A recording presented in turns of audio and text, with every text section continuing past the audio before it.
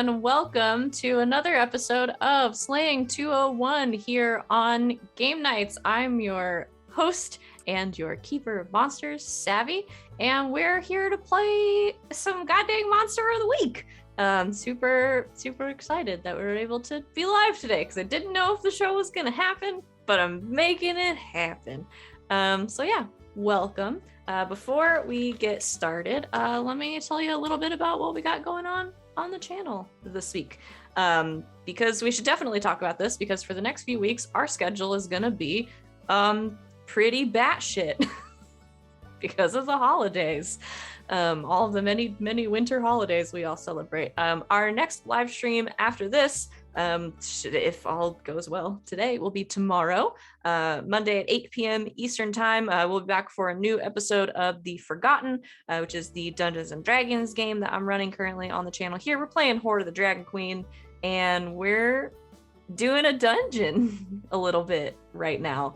Just a little dungeon as a treat, and it's really fun. There's dragons and stuff, so coming out with us then. Tuesday at 8 p.m. we'll have another episode of Tabletop Tuesdays. LB, do you guys know what you're doing this week? I didn't ask.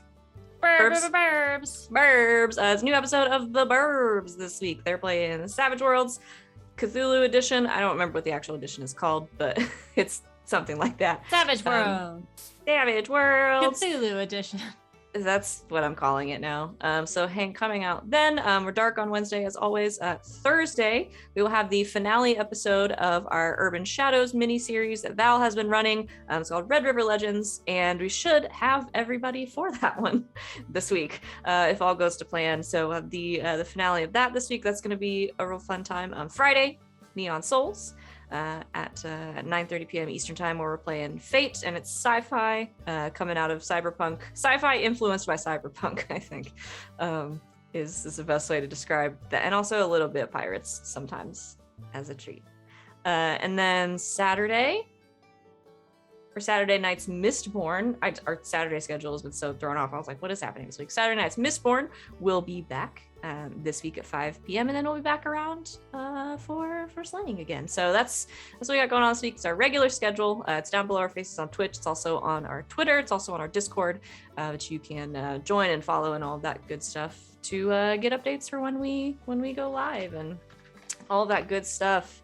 We have a merch store, which I should talk more about.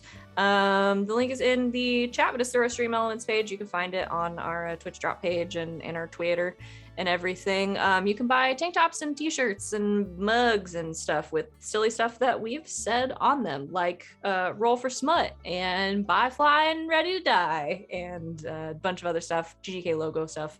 And if you buy it, it goes towards our little channel here and helps us continue to make things. Sorry, y'all are posting dumb shit in the Discord. And I think that's it. Oh, the only other thing is we have stuff in our Stream Elements store that you can use to interact with our game. Today we're playing Monster of the Week, so you can use the XP that you have gained from watching our channel to buy a first aid or a +1 forward on a dice for somebody, or you can name an NPC. My favorite thing, some of the NPCs that have been bought for this game are legends now and have actually made their way into other games that I run. And some of them turn into the big bad and the important villains, or everybody's favorite park ranger. But yeah, that I think is all the important stuff I need to say. I'm going to let my players here introduce themselves, tell you who they are, and where you can find them on the internet, and who they are playing today, starting with Sid. Oh, hello. Hi, I'm Christina Sid. You can find me on the Twitters at CreekSid, pretty much just talking about the fun stuff I do here. Woot! Yay! Finale of Red River Legends. Thank you again, Val, for doing all that as I take a break, because the show opens Thursday. Then I'm done. So thank you for that. We do have something else in the works for Thursdays. We're all chatting about it. We're having a session -1 this week. It's gonna be great, which is not gonna be streamed. Shh, secret. But we shall be announcing that soon. I'm very, very excited. But yeah, otherwise I'm here on Fridays, every other Saturdays. Today, woot, and Mondays too. Today I am playing Sal'goz, Daughter of Doom, the Mundane. Excellent. Next up is Morgan. Yep, I'm Morgan, also known as Imaginatrix on the internet. You can find me on Instagram and Twitter, where I mainly post about cosplay that I'm doing. So if you're interested in cosplay, check me out. I am here on Fridays, Sundays, and Mondays playing in games. And today I am playing Surza, who is the monstrous. Awesome. Next is LB.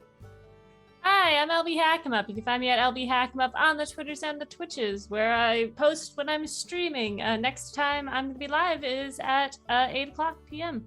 tonight. We're playing our Monster League game over there. No, it's a mask game. It's masked. Shit. We're playing our superhero game down there. Savannah will be there. And yeah, check out everything else for my stuff. Tonight I'm playing Victoria. She is the professional. And last, but certainly not least, the Dracula themselves. Val. Hello, See, I everybody. call people Dracula too. I would like to tell you about what I do on and off this channel. My name is Val. You can find me at the Kraken's Crown. I'm not going to deal with the rest of it. Kraken's Crown on Twitter and Twitch. I've lost my train of thought. I stream here Thursdays through Mondays, mostly doing bad Dracula accents. Streaming. I thought it was pretty good. Thank you. Yeah, I do. I run a couple of games on this channel. Red River Legends finale this Thursday. Join us for that. Otherwise, Neon Souls on Fridays, and then alternating games Saturdays Mistborn and Saturday nights Star Power every other week. Just a brief scheduling note we talked about last night. Star Power is gonna be on a weird schedule for the next month or so because it is falling at some really bad times as far as holidays and travel plans and things like that. So more on that to follow. But tonight I will be playing Wynn Crowley, who is the spell slinger. Who is the Dracula? Might be soon. We'll see. Come up with a. I'm gonna write a rules light game or like a one-page game where everybody plays as vampires, but the classes are like the Dracula, the Cullen, the Nosferatu. TM. The Anne Rice? My idea. Don't steal it. The Internet. Lestrade. The True Blood. The Lestrade. The True Blood. The True Blood. That's what I the want. Vampire. The Vampire Everything- Diaries, which is just a worse version of the True Blood. Yeah, I said it. The Banicula. The Banicula. Banicula! Oh, I was just talking about Banicula. Blade? Okay. Oh, I call the Blade. That's just me. The Blade. Blade is good. Okay. Anyway. Can we cancel Are the you guys session ready? and just start writing this? Next time we do a one shot, I'm gonna do that. Okay. Who am I kidding? This is a game about monsters. I could make that an episode of this probably. All right. The Vamp Squad. Vampire game? Question mark, question mark? We'll call it just vamping.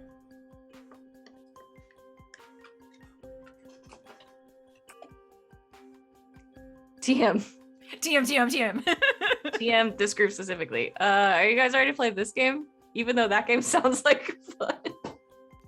Why do we always I do guess. this to ourselves? We're playing a great game and then we're like, let's come up with this amazing idea. And then I just just did this other thing game. instead.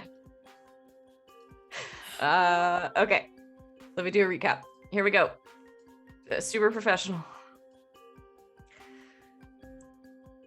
I can't find my recap, you guys. Oh, no, there it is. I can Okay. talk more about my ideas for this game That's fine. if you want. Okay. No, it's fine. We'll talk about it later. I don't want to give them all to the internet. Here we go. Previously on Slaying 201, the gang turned up the heat and began investigating the museum to try and discover what happened to the mummy that was supposed to be on display. Wynn and Sally discovered some security footage of a familiar young man a vampire named Remy breaking into the museum, and the next evening, shortly before the Halloween event, the mummy getting up on its own and walking out of the museum with some other artifacts in tow. Sirza and Victoria followed its trail, discovering that it had wandered out the back of the museum and towards downtown. The crew split up again immediately. Sal and Sir heading downtown to Tome Raiders, the bookstore where everyone's favorite club of young monsters, including Remy, often meets, where they tried to get in contact with his twin brother, Luca. Wynn and Victoria headed into the Halloween festivities, using Victoria's family connections to try to hunt the creature down. Their search led them all to the Cedar Grove Cemetery and Arboretum, where they discovered some tunnels underneath its mausoleums. After a bit of exploring, they discovered one of the tunnels led up into a local business of some kind and found Remy held hostage in a storage room. And a mummy. After causing quite a ruckus, the group managed to get Remy out and down into the tunnels, but before Sirza and Wynn could follow, a man appeared in the doorway. Tall, with dark hair and pale skin, and wearing a dark three-piece suit with crimson trim. He locked Wynn and Sir in the storage room, and by the time Victoria and Sally forced the trap door back open, Wynn, Sir, the man, and the mummy were gone. And that is where we're going to pick back up. Sally and Victoria, what are you doing with Remy? I think we were gonna go run back to the ghoul squad and drop him off, but also grab Luca to maybe sniff out our lost friends. Okay. Let's start there then. And we'll get back to Wynn and Sirza in a moment. So with Remy in tow, he's all right. Looks like he's probably been tied up in there for a little bit, maybe a little worse for wear, not severely injured or anything like that, but probably gonna want to get him checked out by someone at some point to make sure he's okay. But he can walk and everything. With him in tow, the two of you make your way sort of quickly back out of the tunnels and out into the party that is happening. Victoria has a question for in him. the cemetery. Sure. Why were you tied up? Who tied you up?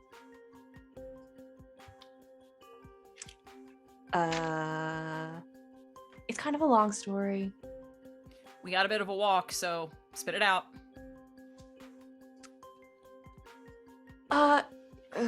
Yeah. That was Roman.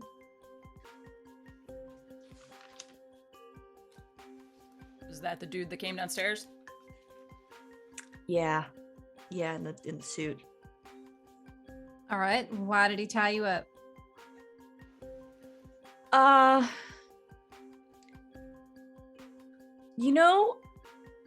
I'm not 100% sure. I kind of thought we were partners on this project, and then I came back and he tied me up in a closet, which sucked. I mean, I don't want to say he was going to feed me to a mummy, but that kind of felt like it was where it was going. But that doesn't really make any sense. What's this guy's deal? Roman? Yeah. I mean, he owns the bar. What bar is that? Shit, what do I call it? 1709? With her All right. extensive knowledge of bars in the area, has Sal heard of this place? Yeah, I think you've heard of this place. It's like the Centurion. It's kind of a more like historical. It's an older building. But it's a little more upscale than the Centurion is. So it's sort of like a historic landmark. It wasn't always a bar. It's been a couple of different things. But how long ago did this happen? Probably 10 years ago or so. Somebody bought it, converted it into a bar. It's a little more upscale. They do have like live music and stuff, including like local bands, but also including like music students from the university and stuff. Like they have like a piano and shit in there. Drinks are a little bit more expensive, that kind of thing. So it's not really it's not a student bar necessarily. The grad students probably go there. All right, and what's his deal? What do you mean? You said you were partners on a project. Oh yeah, I mean Roman's into like magic and stuff, and so am I. So we were kind of working together since the museum got all that new stuff.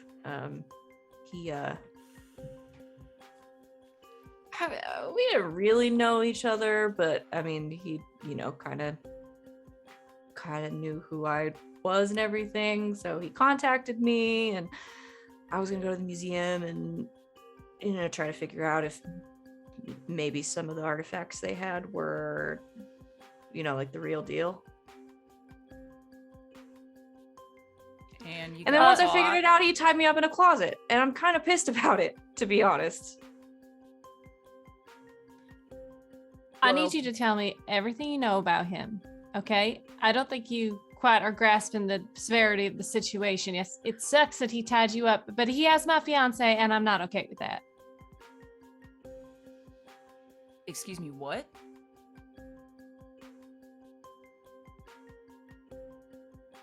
My boyfriend. No, that was not the word you just used. We have a bigger problem right now, okay? So that sounds like some drama I probably shouldn't be involved in. He just kind of starts making his way down the tunnel some more. Victoria grabs his arm to stop him. You need to tell me what we're walking into right now.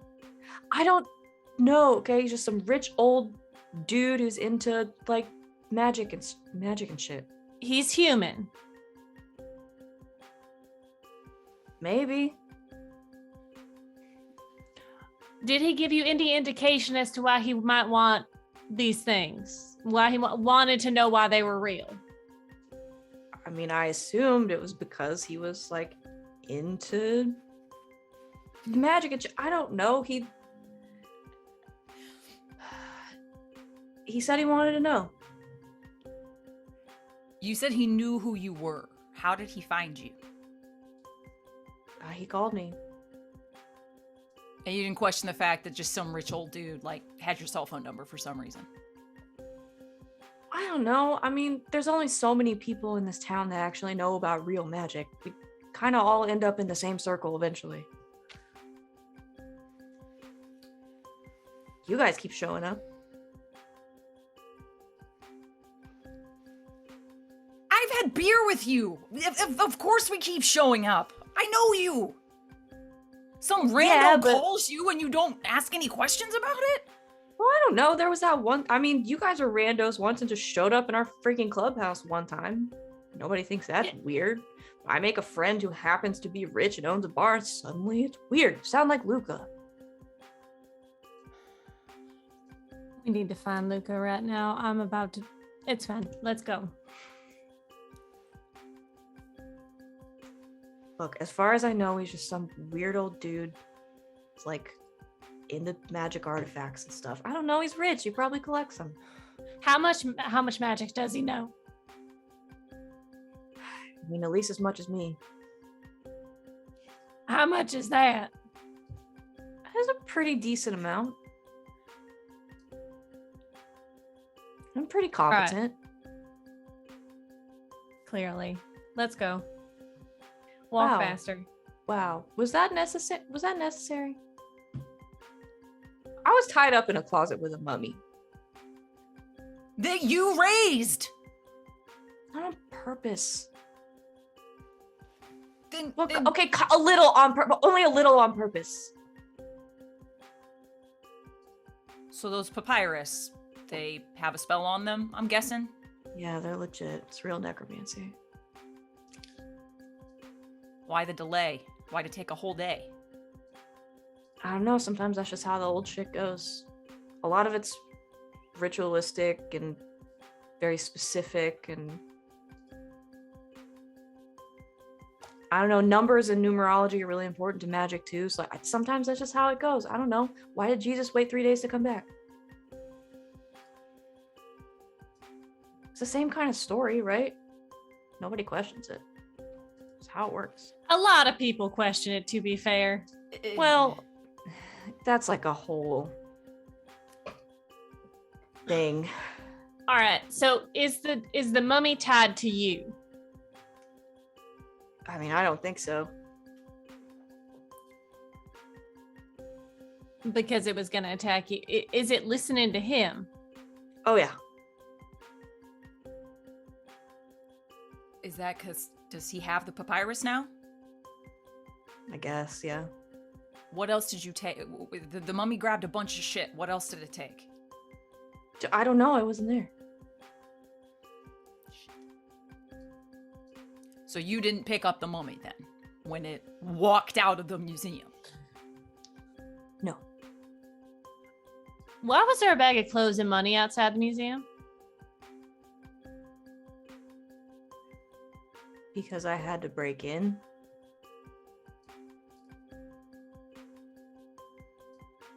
And With when cash? He paid me before I left, so I just stuck it in the bag. Hmm. I broke into the museum. When I was leaving, a couple of security vans came by in a panic, so I stashed the bag in the bushes. I was gonna go back and get it later. And then he tied me up in a closet.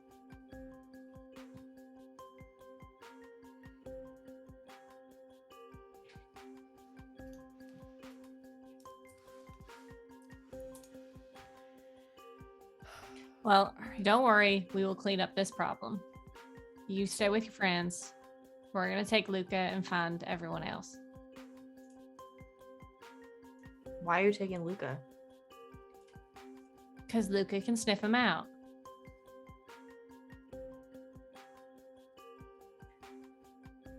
He's gonna be so pissed at me.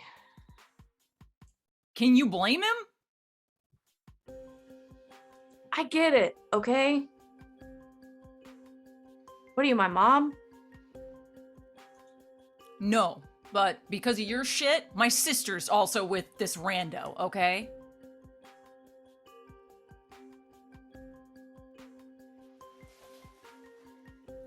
No one asked you to get involved, okay? I'm sorry. Next time some shit goes down and I find out it's someone that I know that I don't want to die, I'll just leave it alone. I'll go about my day, grab some beers and party. How's that sound? Like bullshit, because you're nosy. Sorry, that Am was I nosy?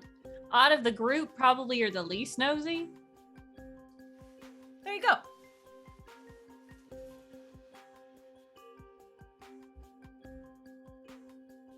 What was that supposed to prove? So that's like saying out of a group of elephants you have the shortest trunk. You're still a fucking elephant. Thank you.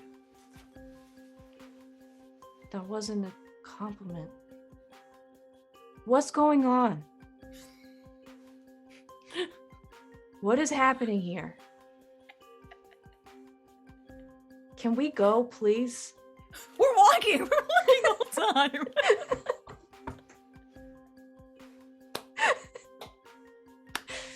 Poor Remy. Oh boy. So the three of you make your way quickly out of the tunnels and out back to the cemetery. So on the outskirts of the party, you quickly find Luca, who is still there with Alice and Annabelle, sort of waiting. They're eyes sort of light up as they see the three of you. Alice sort of makes her way over, hugs Remy, kind of checks him over a little bit, makes sure that he is okay. Luca looks like he doesn't know how to feel. I think has this pretty conflicted look on his face, and doesn't really say anything except, where are the other two?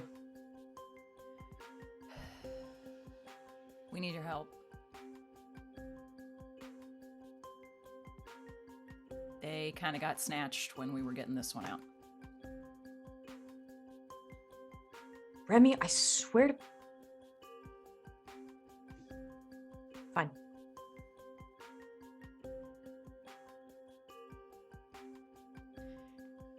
I think we know of a place to start. Great. Show me.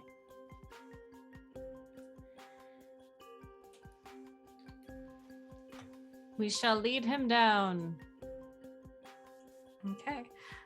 You take Luca with you. As you go, he sort of turns back to Remy, puts his hand on his shoulder and kind of gets it, because he's, I don't know, like maybe 6 inches taller than Remy is. He's much bigger, even though they look growth spurt. Yeah, they look almost identical, but he is a much bigger sort of guy. Puts his hand on Remy's shoulder and leans down and is like, I am so glad you're alive. We're gonna talk about this later.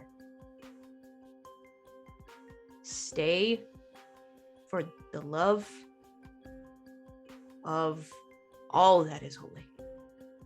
Stay here with Alice.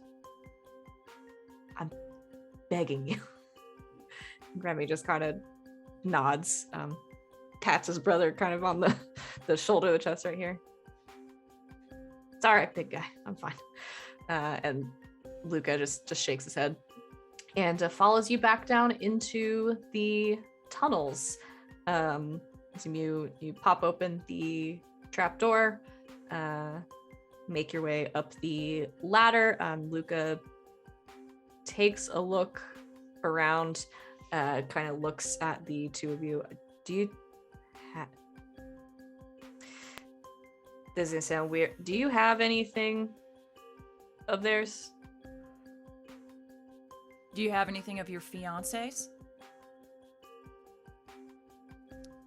Oh, you guys are getting married?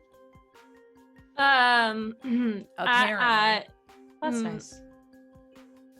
Yes, I have.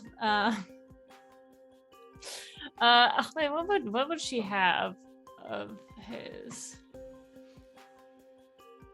I don't know. A backup tank. Tank top. Sorry. She carries spare clothing, I guess. Okay. Like a change clothes. Yeah. In your chats. Hey, you might get sweaty. I don't know. Just a little voodoo doll of Wynn, just in case. You never know. If counseling doesn't work out. Oh, God. It's the next logical step. So you pull out a spare t-shirt, like a tank top, and Luca takes it, kind of looks it over, closes his eyes for a second, and takes like a really long breath, hands it back to you, and starts to look around. He looks around, kind of presses on some of the walls, goes to the door into this place, kind of gets down, almost like he's looking under the door, kind of sits for a second, stands back up. Well, they're definitely here.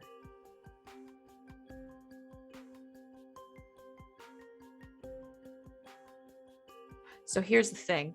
There's not really a trail Like I can tell they were here, but it just kind of stops.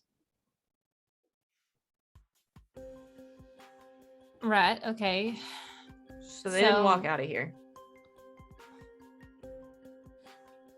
So maybe they're still here, they're just being hidden. Maybe. By the way, no one can say anything about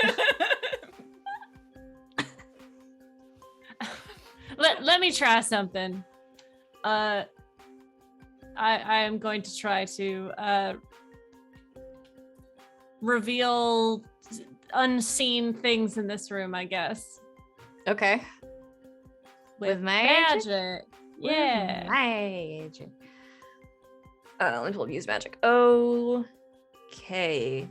It used to be I'm sure so weird. I'm sure it can do something like that. Yeah. Go ahead and roll weird. What is that? Observe another place or time. Oh no. Oh no? Oh no. Oh no. Oh no. I rolled a 4.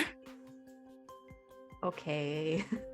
So you're trying to like if there's anything hidden or invisible in the room, trying to make it known. Oh no. Yeah. Okay.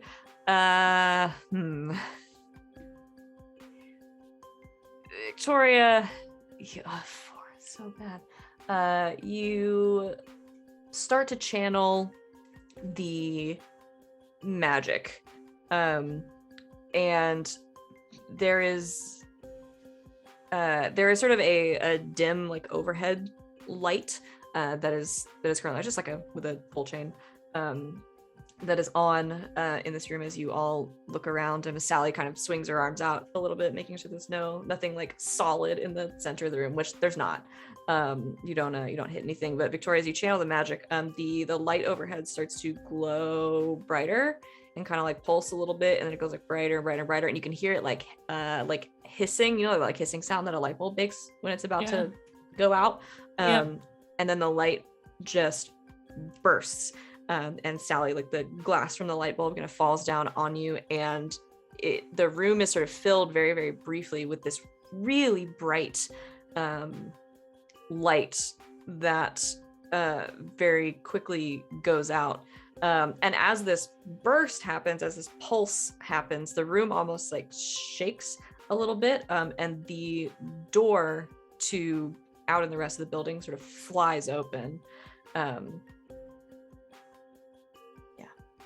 Victoria, you don't see anything else hidden.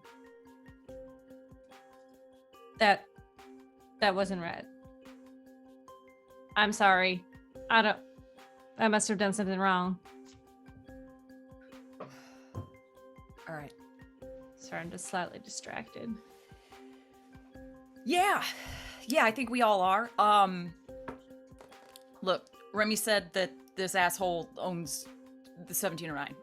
So, if they're not here, then maybe they're there. So where exactly is here? We should check. Yeah. Okay. Go Fuck through it. the door. Goes Either way. upstairs. You come out of this storage room, and as you do, again, you can hear the music that was sort of playing before that you could hear down the tunnel and everything get a little bit louder. You head up a set of stairs to another door, kind of open it and peek through. And who's doing this? Who first? Sally? Oh, Victoria's sneakier. This is her I mean, if job. you want to. Sal was probably just gonna do the whole what could go wrong, charging into immediate danger without hedging any bets. So I think maybe Victoria would be not against, like, feel like she wouldn't be like, hold on, let me just look real quick before we go charging then. Okay. All right. So Victoria, you push past Sally and open the door. Mhm. As you open this door, you can hear the music sort of floods in. It gets much louder, and you look out and you can see people. As you look out onto the floor from what looks like behind a bar, you look out into what is a pretty packed bar space. People sitting at the bar, a couple of bartenders that have their back to you, people sort of out sitting at tables, drinking cocktails, talking, that kind of thing, people in Halloween costumes. You're in some kind of bar. I think this might be the bar. All right, let's start there. I'll make sure that nobody is looking this way and have us move out. Okay. I'm just gonna have you roll to, not that one. You go ahead and roll to act under pressure. Cool. Literally. That will be a 10. Okay. Super cool. Super cool. Yeah, super chill. You definitely just look like you're supposed to be back here and doing what you're doing. Nobody questions it.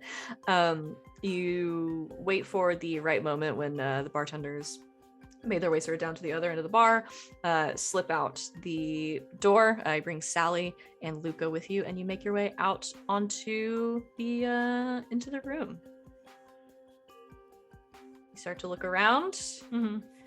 At first glance, you don't see anybody who looks like the bar owner. I guess who the two of you now know is named Roman. Mm-hmm. But yeah, you start to look around and see what you can see. I want to come back to the three of you, in a moment. So I want to go to Wynn and Sirza.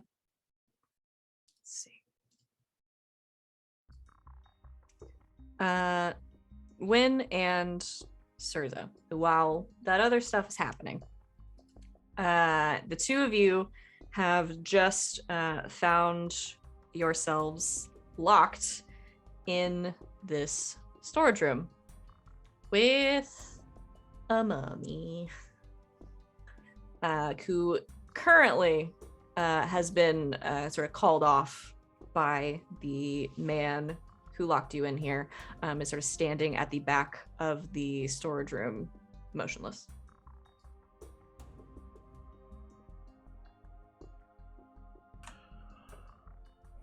Is the trap door that we came through, I know it got closed, is it still there though? No. It's just floor. What the fuck? Yeah, that was weird. All right. You got your sword? She's literally holding it. Is like, no. That guy, that's a sword situation if this happens again. All right. Yeah, I did gather that much. All right. Cool. That mummy's probably not going to be in there forever. How long do I know? How long is that going to last for? How long is what gonna last for? The mummy containment spell that I used. Oh, I forgot you had done that. Use magic. A successful use magic, I think the effects tend to last for like half an hour. Okay. So you've just done it a couple of minutes ago, so. Just to reiterate, closed room, mummy, currently contained, and the guy's gone? Mm-hmm. Alright. You want to try kicking down the door? Sure. Don't think it'll work, but yeah. Why wouldn't it work? Well, generally in these situations where there's a door and then there's no longer a trap door, and then we're locked in some strange place, that generally, kicking down the door might not work, but I can try. I mean, it seems to be the safest option. If you want to try that first, if it don't work, then I can start throwing around some voodoo or something. Okay. Okay, you want to try to kick down the door? Yeah. Roll to kick some ass. Okay, and I Kick have that things door's so I ass. can roll with weird. And I roll kick some ass. You guys roll with weird for like half of y'all of your rolls at this point. It's so good. My weird's a 0. This party is I so have no good. weird. I got a 7. Okay, that is a mixed success. So on a 7+, you and whatever you're fighting inflict harm on each other. This is a door. Sirza, you make your way over, lift up your legs, sort of rear back, and kick at the door near the doorknob as hard as you can. And there is a cracking sound as the wood near the doorknob sort of splits where your foot hits it. There is also a sort of whooshing and an impact as you feel some sort of force hit you just square in the chest as you sort of recoil. You're going to take 1 harm. Okay. Ignore armor. Ow! Shit. You all right? No. Something hit me. Can Wynn go over and look at the spot on the door where it cracked? What you looking for? I'm investigating the door. I want to figure out can I see anything on the other side? Does it look enchanted? Does it look like this might be some sort of spell or? Okay. Yeah, I mean, I think it's probably pretty easy to tell at this point. So there is a pretty sizable sort of indent, like crack in the door next to the handle.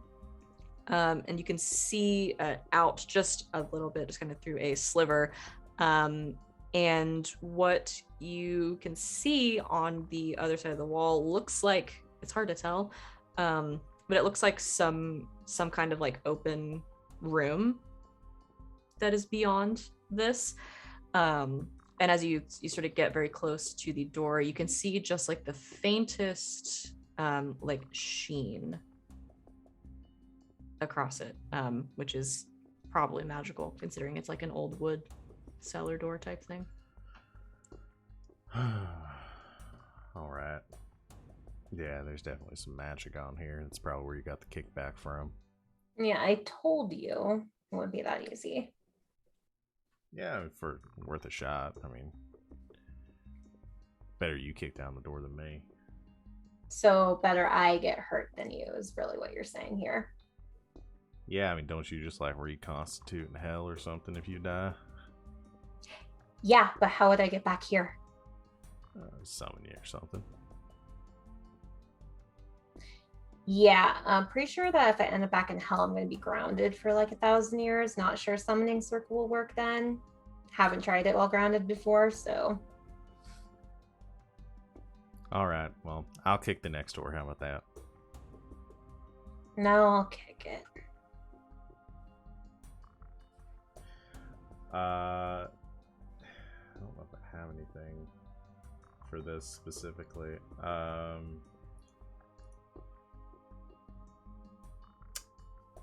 Does it look like, based on Wynn's knowledge of magic and the arcane, if we try to push through this door, is this barrier going to continue to be an issue?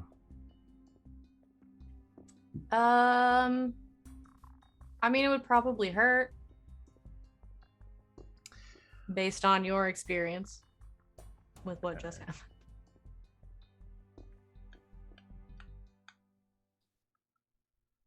There isn't really a dispel option in the basic moves.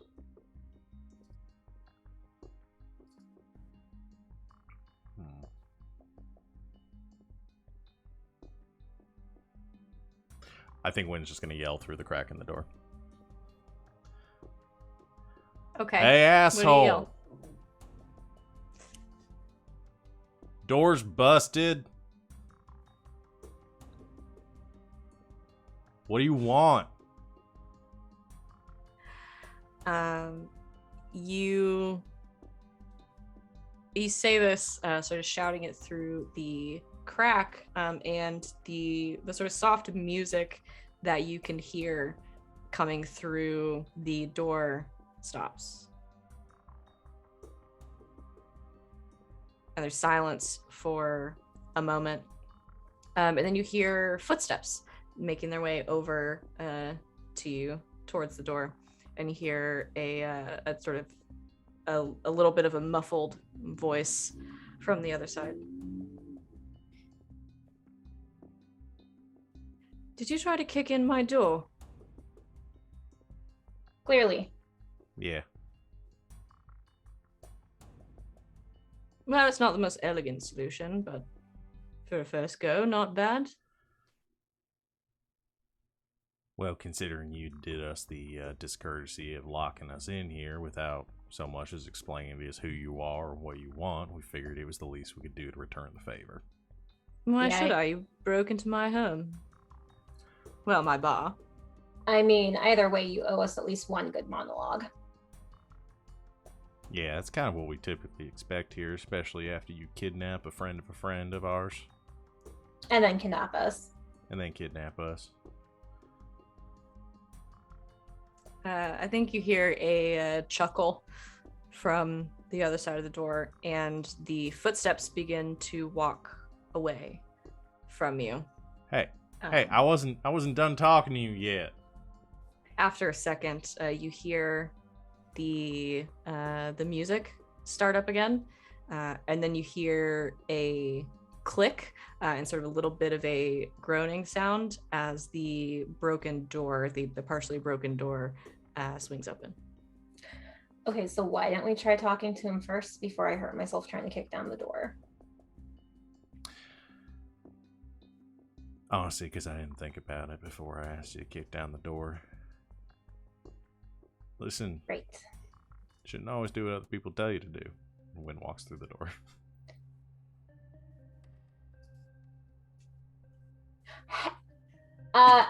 Excuse me?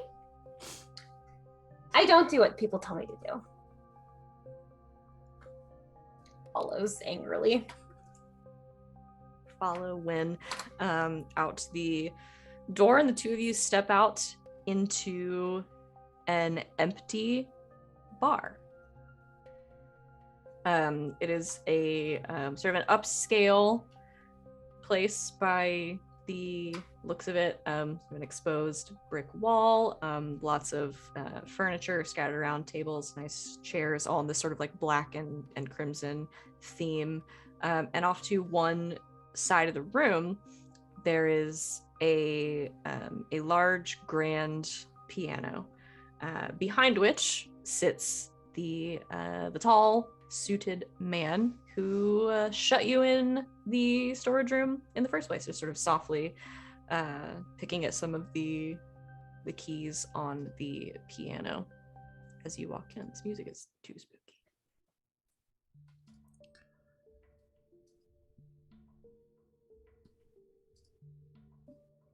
Wynn is taking an apprising look around the room just to see if anything strikes him as weird.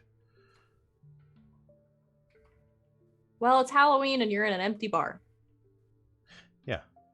Are there like windows looking outside to like empty streets? There are some windows on one side, so the one side of the room that has the door that looks like it goes outside. You can see the night sky out some of those windows, but nothing else.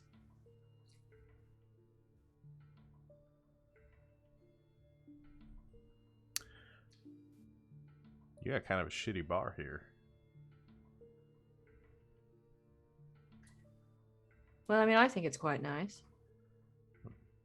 Apparently no one else does.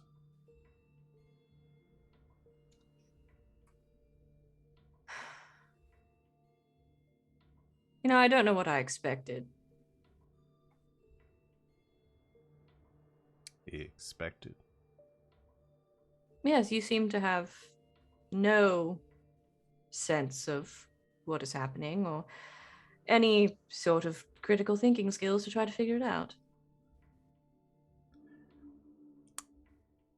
Yeah.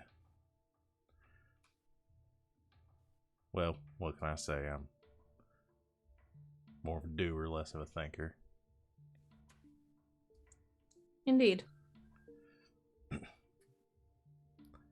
So what's your flavor, stranger?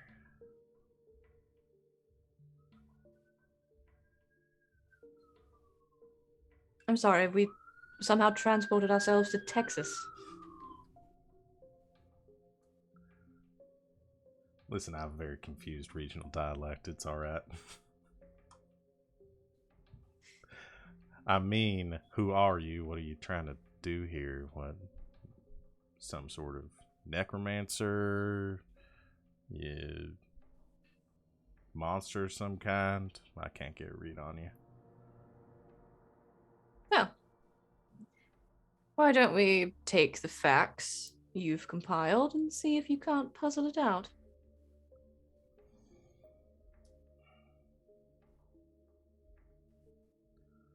Listen, we could have a an adult conversation here. No reason to get pedantic. I'm not sure that word means what you think it means. I'm pretty sure. Of course you are. Right. So. Fine. We can have a conversation. You broke into my bar. In our defense, we didn't know it was your bar, and you had a captive in it that was kind of someone we were trying to find, so... Did you know that I had a captive? No. And are you police? An agency of some kind? Do you have a search warrant or probable cause? Do we look like police? No, it was more of a rhetorical question. Right.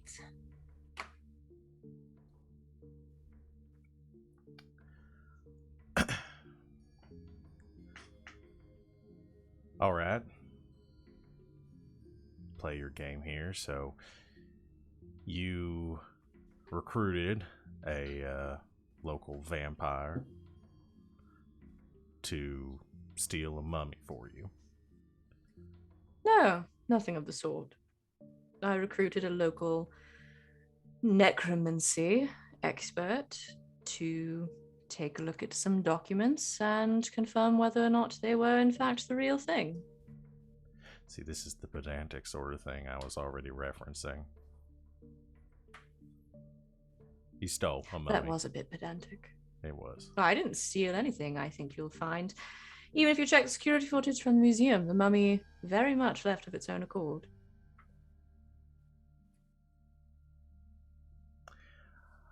All right, so the mummy decided to get up from its nap and take a stroll through town and head to your establishment here. Why? You'll have to ask the mummy, I'm afraid.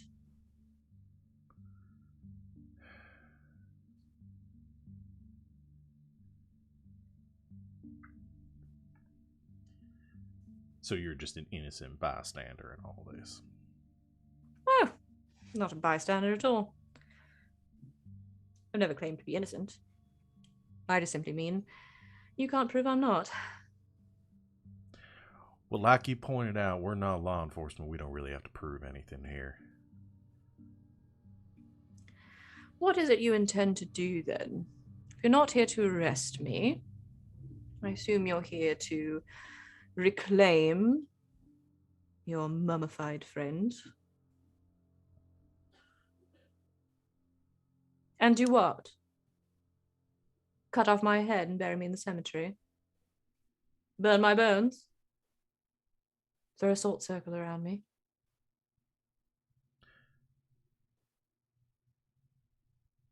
Is that necessary? You're the aggressor in the situation, you tell me. Do you think it would work?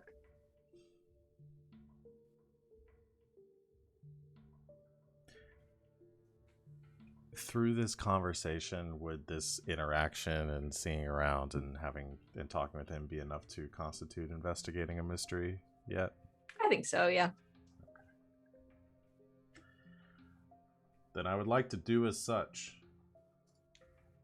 Please. Or is this a read a bad situation?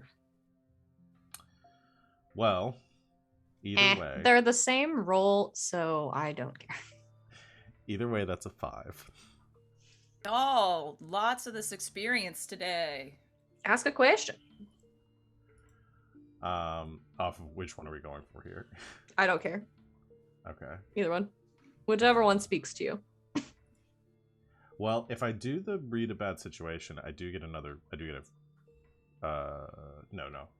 If I do a bad situation, this goes worse for me. Well, what I wanted to ask was what sort of creature is it? So that if I'm going for what my initial intent was here, it was investigate a mystery. What sort of creature is it? Okay. Yeah.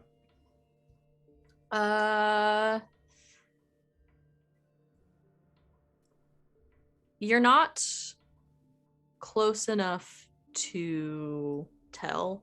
I think you're not close enough to him to figure out some of the more sort of like nitty gritty tells. But I mean, aesthetically, this guy's probably a Dracula. Definitely a Dracula. All right, that's what I thought. I think you're pretty convinced he's a vampire. Cool. And he doesn't happen to be a member of my order, a park ranger, I'm assuming. So I get bonuses in talking to one of those two groups. No. You've never seen him before. Okay.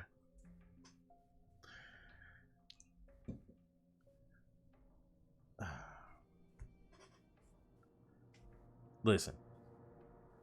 I'm just here for work. I work at the museum, or associated with the museum. The mummy is taking a long enough stroll about.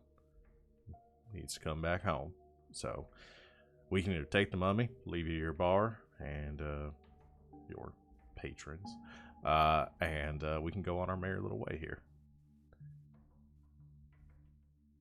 Or this can get violent real fast. I'm fine with either option.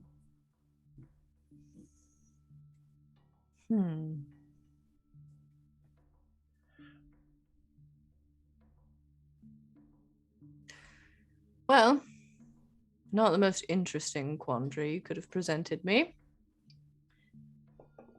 But, seeing as how I'm fairly confident, more than fairly confident, I would say that if you try to attack me, I will end both your lives very quickly and with little to no bloodshed. Not opposed. That's so boring. Perhaps we make a deal. Or trade. Play a game? Perhaps, for the mummy? Game sounds fun. Well, Monopoly. No. Dreadfully boring, that. And I'm already fairly successful as far as real estate goes, so I get very little out of it. Alright. You got a Nintendo 64 here. I'm pretty good at Mario Kart.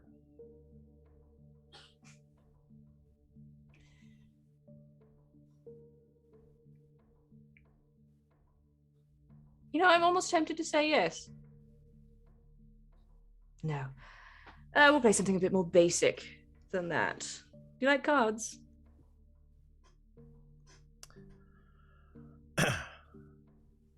We used to have poker nights back at the house, yeah. Poker?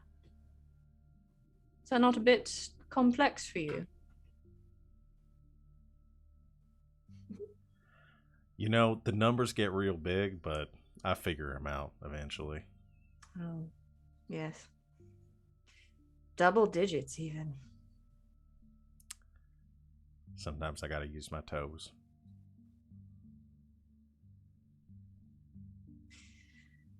Almost starting to like you. All right. You want to play poker?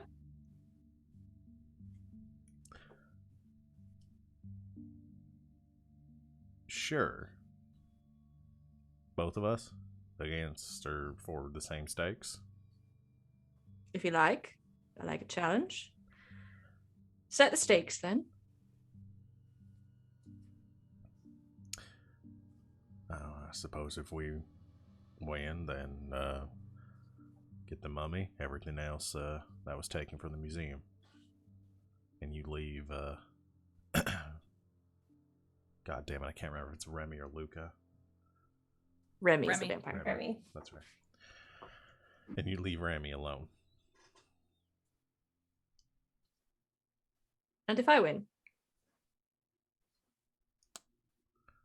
I got $20 in my wallet and an Olive Garden coupon.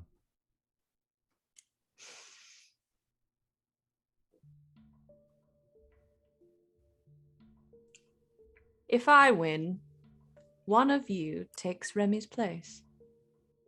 Okay. What was Remy's place exactly? Remy is my, well, business partner, I suppose, in the broadest sense. He did some work for me locating various artifacts and doing some tests, research, that sort of thing, to determine whether or not they were indeed authentic. His knowledge of magic is quite impressive for someone as young as he. Young being relative. Remy gave everything to this project. Heart and soul.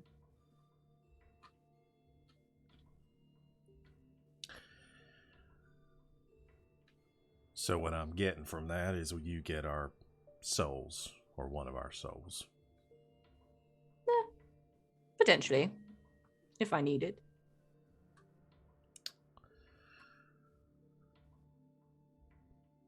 Sounds fun.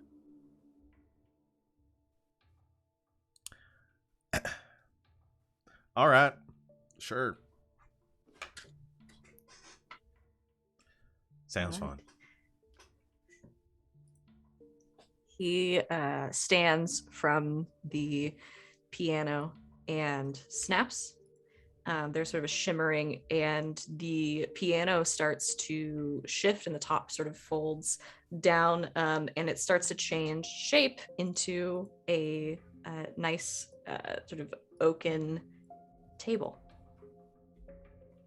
Some chairs appear around it, and he reaches into his suit pocket and pulls out a deck of playing cards. I suppose one of you would like to shuffle.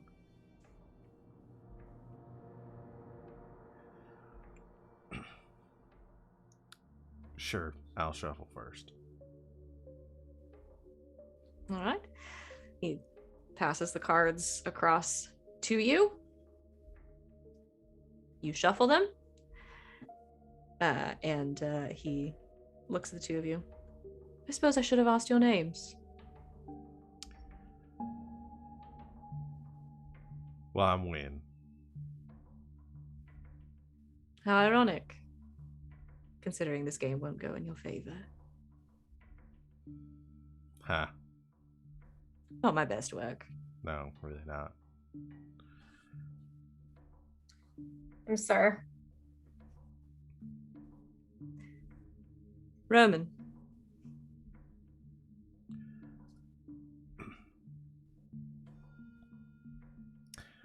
Well, all right, Roman.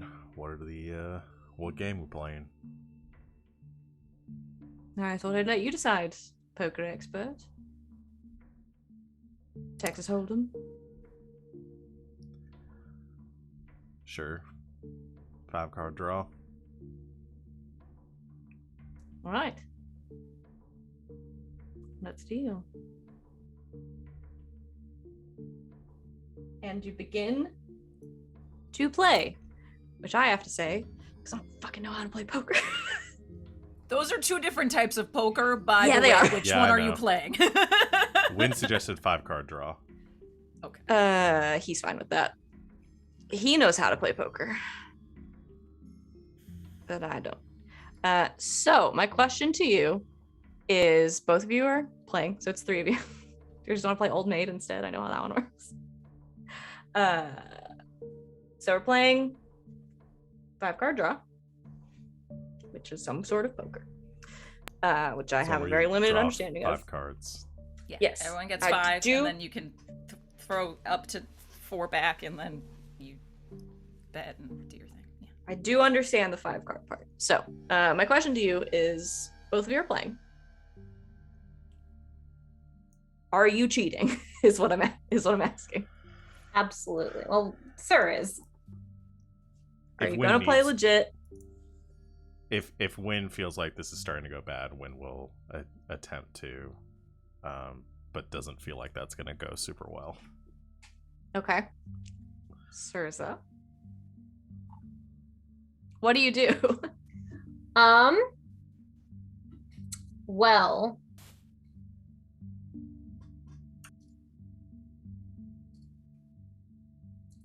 trying to debate what I do.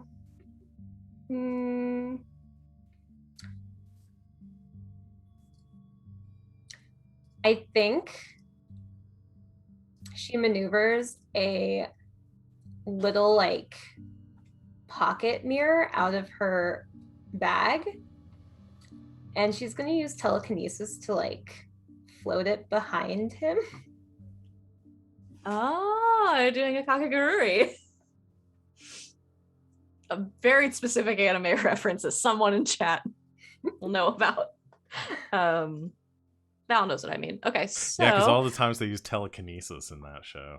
no, I'm talking about where they're standing behind him with Yeah. a mirror. And it's the same thing. You know that show, but you don't know about poker. Listen, I played so I much love poker. poker in Red Dead Redemption 2, and I could not tell you how to play it. Do you guys want to play Gwent? I suggested Mario Kart. Did none of you go to summer camp? Like, that's the only way that I could afford stuff from like the store. Is I Same. took everyone's money and Yes. I went to theater camp. We didn't have time to play poker. Yeah, I did did too! theater camp too. We played nerds. We didn't I went to really play band camp. cards. We just made out. I don't. I was gonna say show choir camp, but we didn't play poker there either. We don't have time. Listen, we're all nerds. We get it. Let's move on. Okay. So but that show doesn't actually really explain any of the games. So, Surza and Wynn too. I'm gonna have you guys both roll for this. Surza, you can roll either. What's the other one? When you're gonna roll act under pressure. To keep your cool and play well. Surza, you can either roll act under pressure or with your telekinesis, so either cool or weird. Okay. Whichever you prefer. I will roll with weird.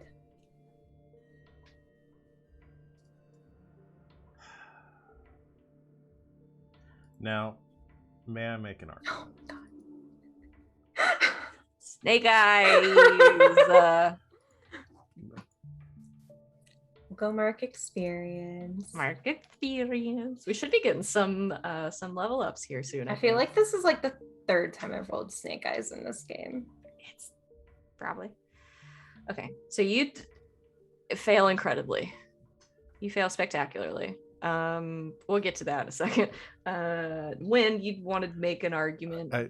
So poker is more about reading the other person than your own cards.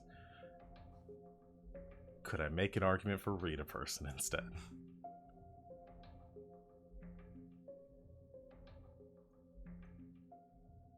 I'll allow it. Okay.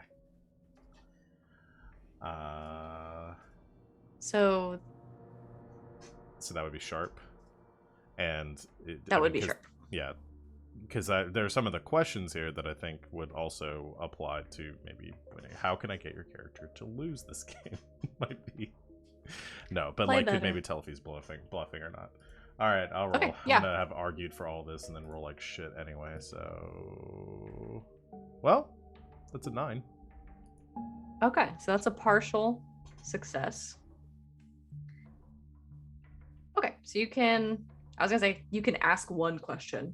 You can get one piece of crucial information, essentially, that will help you do better. Okay.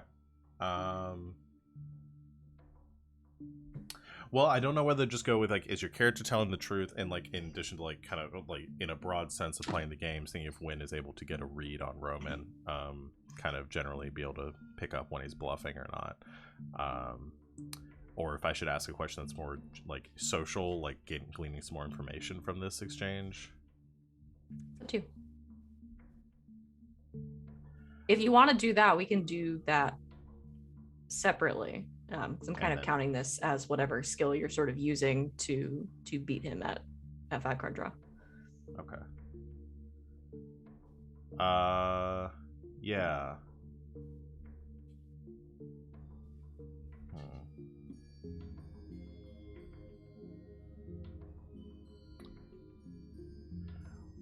I think I want to go with what's your character really feeling. I kind of want to just get a better read on this guy, and figure out like what his angle is here. Okay. Yeah, what is Roman really feeling? I think he is, for the most part, he's very laid back. He's very calm and collected. I think you get a little ways into the game, and he doesn't show a lot of emotion on his face. He's got this very like stoic face, but I think you do notice a couple of times he does seem to genuinely be having fun playing this game, and he will sort of throw out little quips and questions every so often, sort of across the table, like a little bit of table talk, little small talk, that kind of thing. I think he is genuinely having fun doing whatever it is that he's doing. I don't think you can fully read like his motivations behind this, but he's definitely entertained, and I think he seems genuinely invested in the stakes.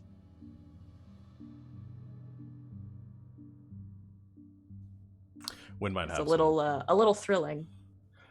Wynn might have some questions to just kind of like pull some more out of this, but after getting that rebound, I will need to resolve Surza's first. Me too. So you get this read on him, and Surza, I think you have been focusing on the telekinesis for a little bit, and it is taking a lot more energy to sort of keep this mirror in place than I think you thought it would. One hand goes particularly badly for you, and I think you, in sort of, I don't know, like frustration or sort of a peak of emotion, lose control of the telekinesis, and the mirror slips from your grasp and shatters on the floor right behind him. And he stops, sort of cocks his head a little bit. Huh. So it's like that, then. I don't know, you must have a ghost in here just dropping glasses or something.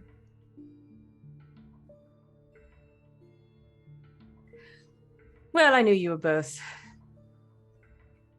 magical beings of some sort. I don't think you'd resort to cheating. I mean, we didn't say that there are any rules against it. Sort of the definition of cheating, dear. Yeah, it's more fun if I just play my way. Well, we're not playing your way, so I suppose you forfeit then. And he snaps again, and there is this loud sort of bang and this like grinding of like metal on wood as springing into existence around Surza, sort of pushing her and her chair back from the table a little bit, are metal bars that form like a small cage around her. Cool. Right. I'm not super into this.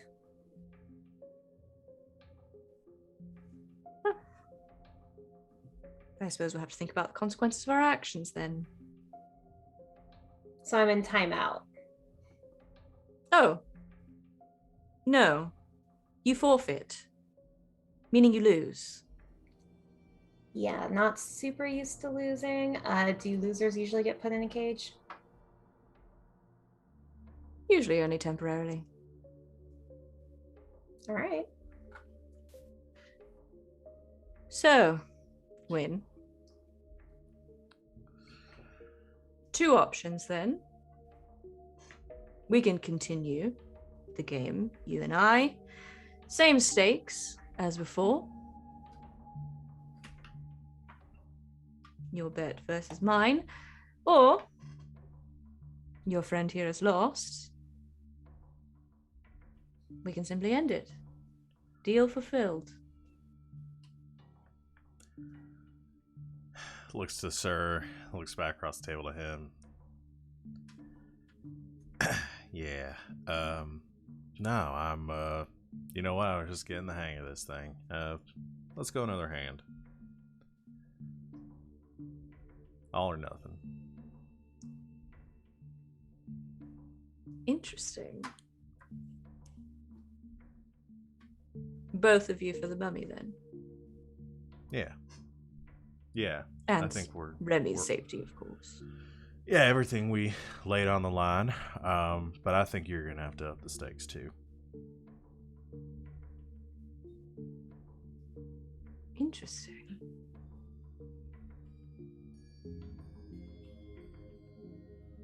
All right. You're a practitioner of magic, yes? I am.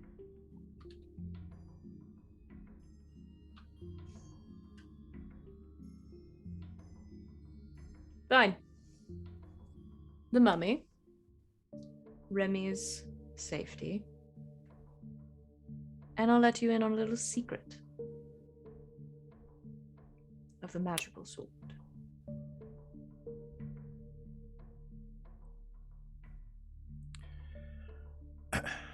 All right. I'm intrigued. You seem like you know your stuff. Never met a vampire that could use magic like this before.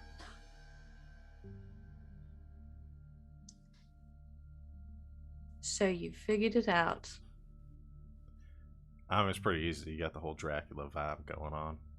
What was it? The suit, the hair, the distinct lack of fangs? Yeah, all that, all those things.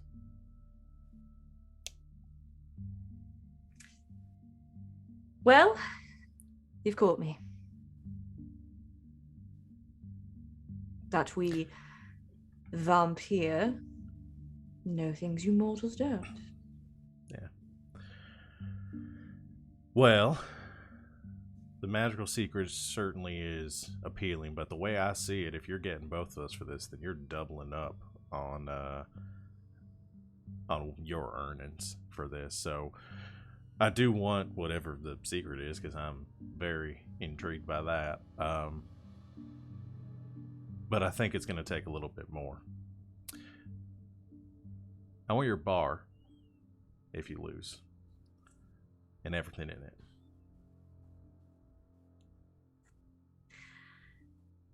Which one? I assume you mean the physical one or this alternate dimension one we're currently in. Oh, no, dear. When I said I was successful in real estate, I meant it. I assume you mean I like this one. 1706.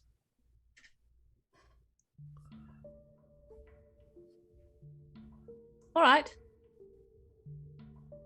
The Mummy. Remy's Safety. A magical secret. And a bar. Yeah. Deal. All right. Deal them up. And you play one more hand for everything. I am going to have you roll Act Under Pressure. That's fair. Do I get a bonus from reading him before? I don't remember if the read a person gives you +1 when acting. It usually doesn't, but for this specific scenario, I'm going to give you one. Okay. Because you've played several hands at this point. Cool. No way can this go bad.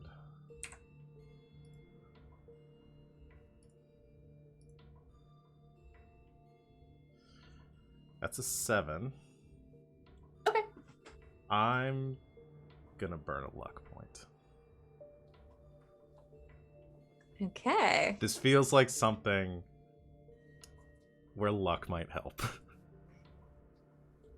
All right. What's your luck move?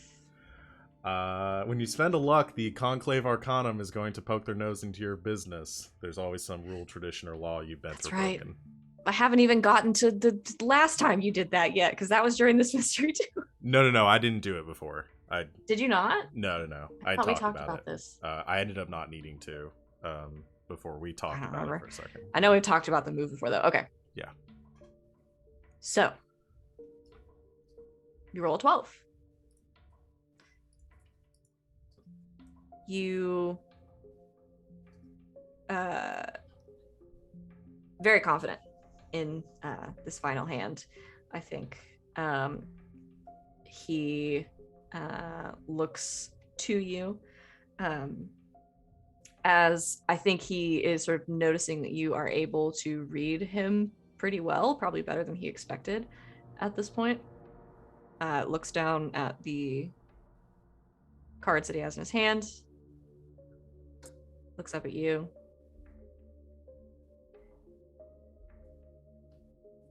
Well played.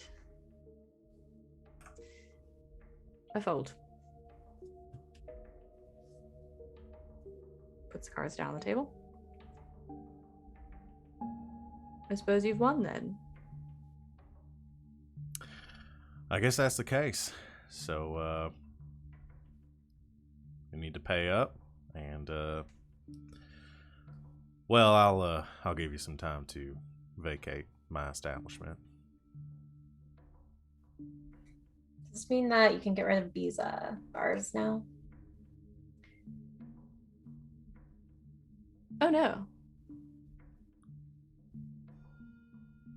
That wasn't part of the arrangement. Right. Wynn has won. Remy's Safety. The Mummy. My bar. And a magical secret. You lost your own soul.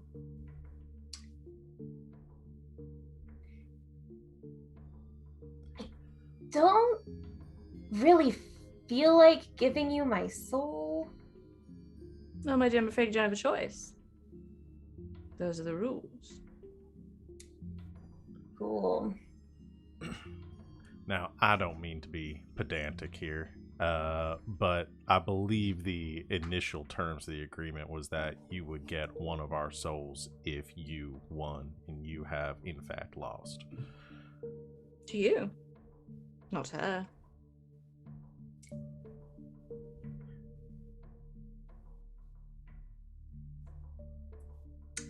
Well, have fun explaining this one to my sister.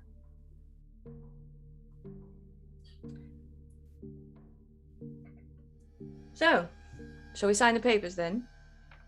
He snaps again, and a long piece of parchment sort of appears. He pushes it over towards you with a pen.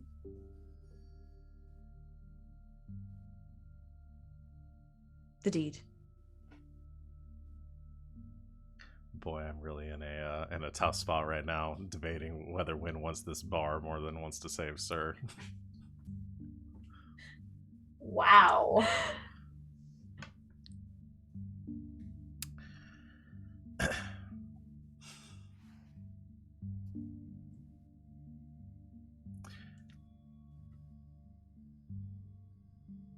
All right. Wynn takes the Wynn takes the page, the deed, slides it in front of him, signs it, and then turns it back around and says, "How about a trade?"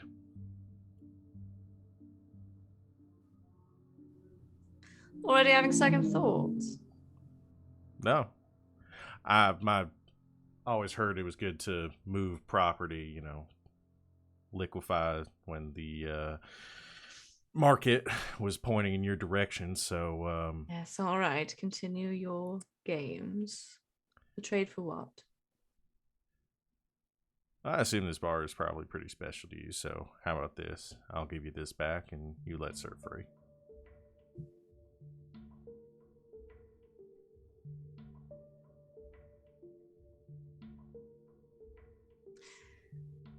And if I say no?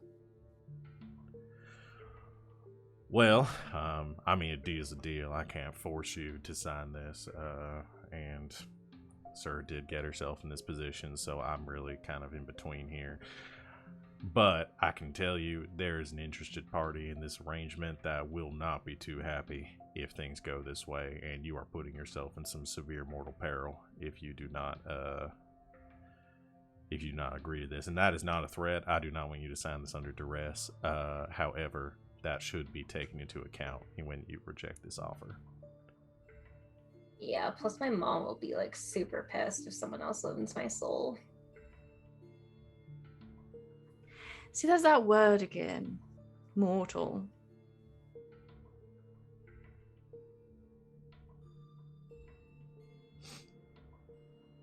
After all this, you still think you pose a threat to me? Maybe not me specifically. But if you are as powerful and all-knowing as you claim to be, I'm sure that you recognize that, sometimes the things that you underestimate can be the things that get you in the end.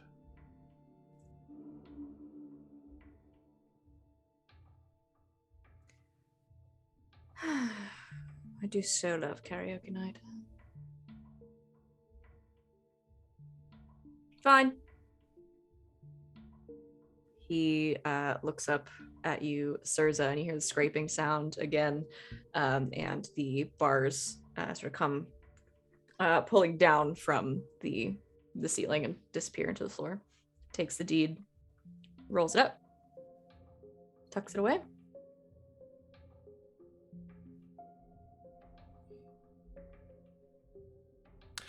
Well, I guess we will collect our mummy and the corresponding artifacts in their possession. And as far as the secret goes, I don't know, email maybe?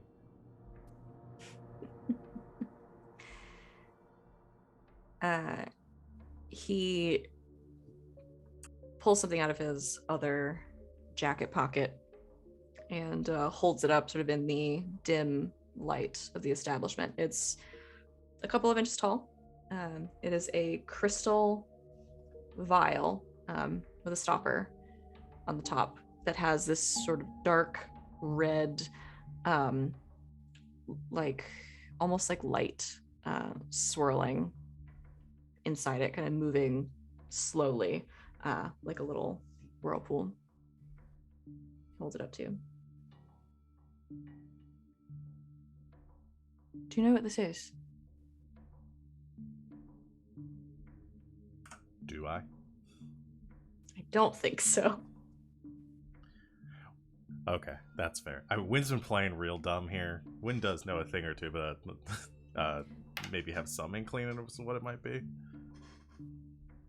No? Some sort of vial with some sort of energy inside. Does Surza know what it is? Ooh, interesting.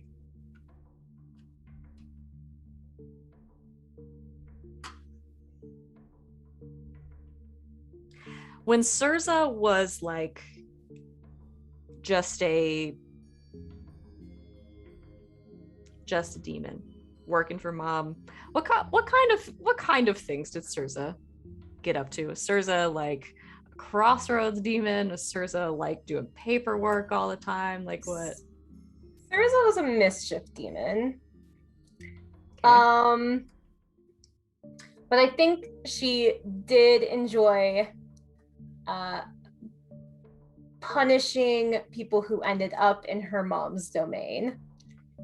And I think she also like was really interested in their stories and what they did in life and stuff. So like whenever she took breaks to just chit chat with them, and a lot of them happened to be magic users who made deals and things like that. Okay. So Surza knows her way around a demon deal. Okay. Surza, there's a soul in there.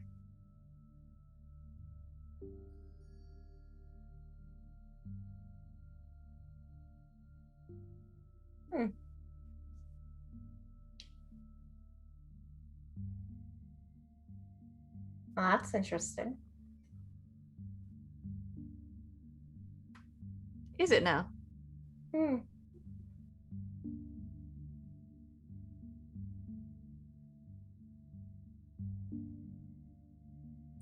So fancy nightlight in a bottle. What's the secret?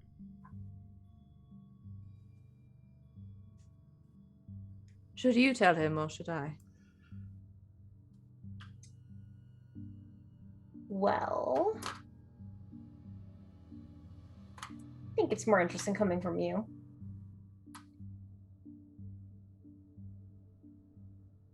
You know your way around a deal, then. I've met your type before, once or twice. Fascinating work.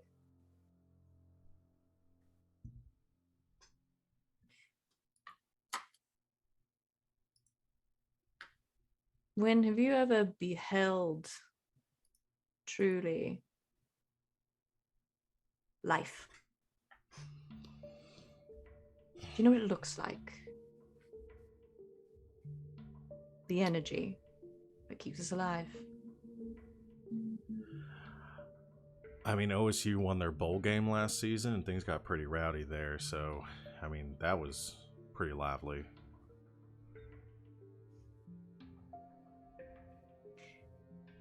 Every mortal soul looks a bit different. Different light, different energy, different color. If you get good enough at this sort of work, you can read them on people like auras. Yours is sort of a nice violet.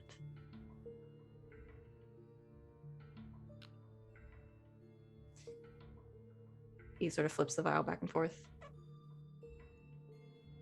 This is mine.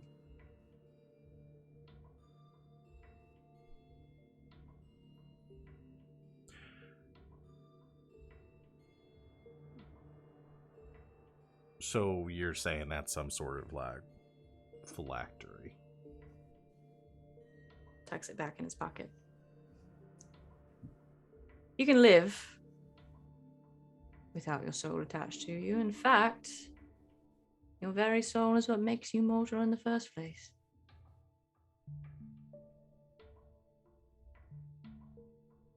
Well, one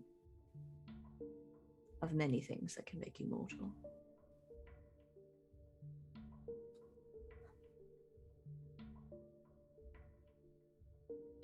Are you following me?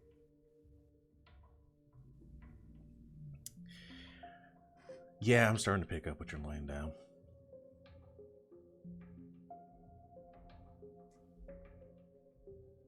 I'm not a vampire. Though I've met a few. A different sort of immortality. Though if you cut my head off, well, the outcome's a bit different for me.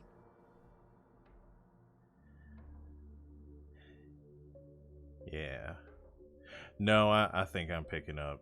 Vic made me play D&D with her and her friends a few months ago, so I think I'm...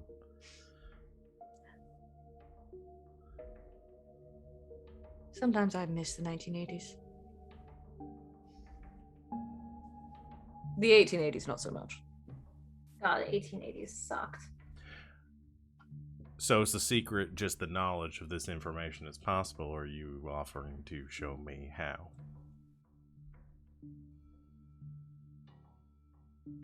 I think it's more fun if you figure it out on your own. Right. Well, this has been fun. I suppose we will collect our belongings and you will deposit us on our nearest plane.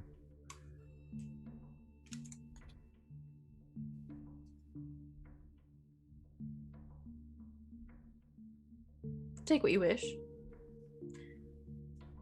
I never promised to take you home. Call and Uber. Right. Think of it as a puzzle. A challenge. We've learned so much here today.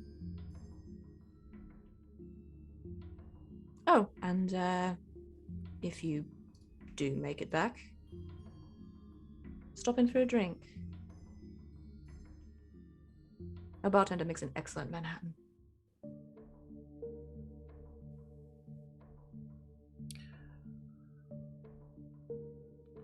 All right. Thanks, Ro. And you sort of huff. You look around, and when you look back, he's gone.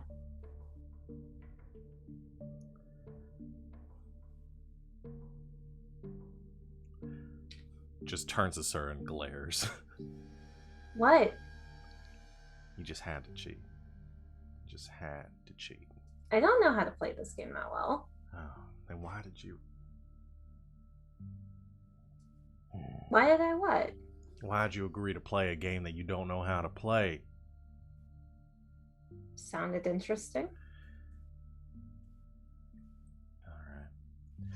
Well, we gotta grab our stuff and figure out how to get out of here now. Yeah, just thanks for giving up this cool bar for me. Yeah. Well, you can thank me once we get out of here. And I guess you owe me a bar. Yeah, I'll steal one for you or something. All right. Well, I guess you owe Sal a bar. I was going to give it to her, but... I'll steal Sal a bar then. All right. Or we can find a bar and buy it.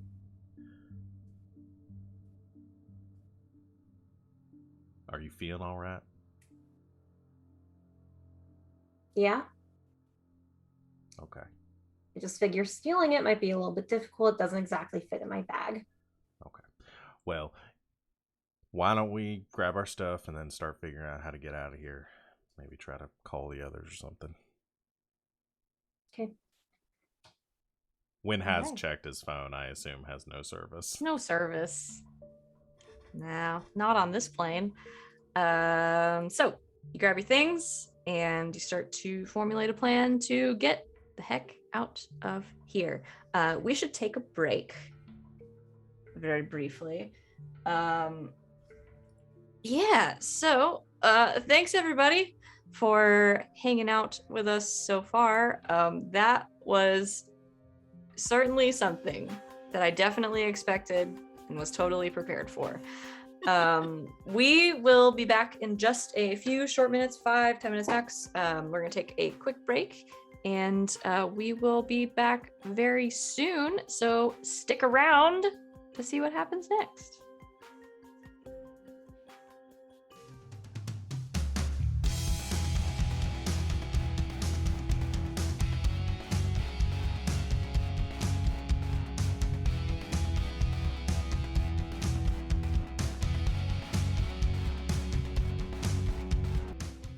And welcome back, Internet. Thanks for hanging out with us during our break. We are refreshed and ready to continue on. Sally and Victoria, you have made your way out into this bar, looked around. You don't see anybody who looks like Roman. You don't see anybody who looks like Wynn or Surza. So while the poker game is going on somewhere else, what are the two of you doing? Should I make a phone call? Good place to start. I will chat up the bartender and see if they've seen the owner tonight. All right. Make a phone call. Who you calling? Vito? Okay. Was he from Jersey? Did I make him from Jersey? Okay. I see aggressive nodding in my Very much periphery. from Jersey. Okay. You step out sort of towards the entrance of the bar and call once again your uncle Vito. After a couple of rings, he picks up. And again, you can hear him kind of talking with someone else. And going, hang on, hold on. Hey, Victoria, everything okay? Hey, no. I need you to pinpoint where Wynn is right now. Oh, okay. Give me a second. He in trouble? You know it. What else is new with that kid? All right, hang on. And he puts you on hold for a moment. Comes back to the phone pretty quickly. It's a little bit of a problem. Okay. Victoria, I'm not seeing him. Well, what do you mean widen your search? I mean, how far outside of Georgia do you think you went? Well, I don't know. Magic's a thing. I used to be able to blink from here to Greece in a minute. Okay, can Wynn do that kind of thing? I don't know, but he was taken, and maybe they can. I mean, he could be on this plane of existence or any. I don't know. He might be in the hells for all I know. All right, listen, Victoria. I know I'm your handler. I told you I was here to help, but I'm not a miracle worker. All right? I extended the search. I know how these things work. In case you forgot, kind of your senior here. I searched half the fucking globe. He's not there. All right. Well, then whatever this thing is, I'm gonna need some backup. You got any information you can give me? Because I can't just call in the cavalry because your boyfriend's missing. Well, Again. He tricked a vampire necromancer into raising the dead. He wanted a papyrus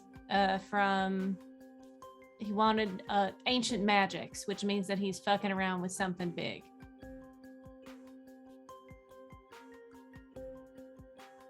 You got a name on this cat?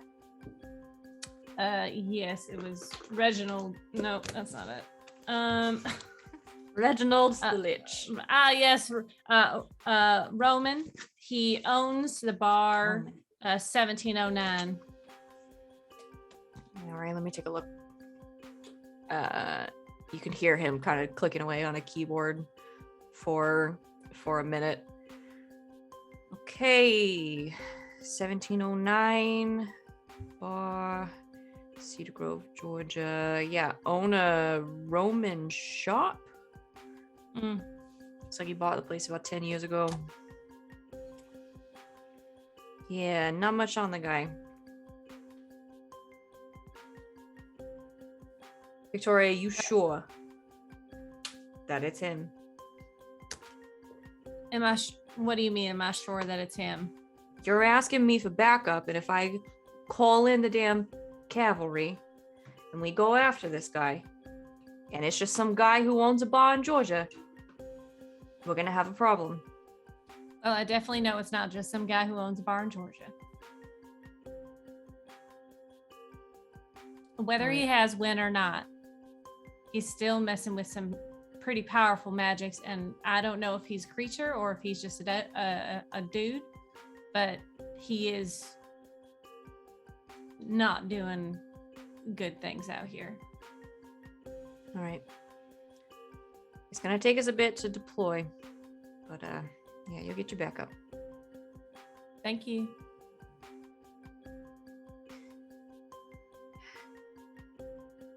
Just a little word of advice. Mind your manners when you're talking to your boss, okay? I'm sorry, have I been rude?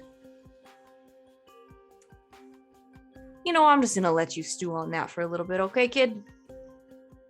All right, have a good Halloween. Doesn't anyone say goodbye anymore? Thanks, Uncle Vito. Thank you. Thank you for taking time out of your busy day to look up when my boyfriend's disappeared to. How do you know he's not just in some sorority house somewhere? You know what? Never mind.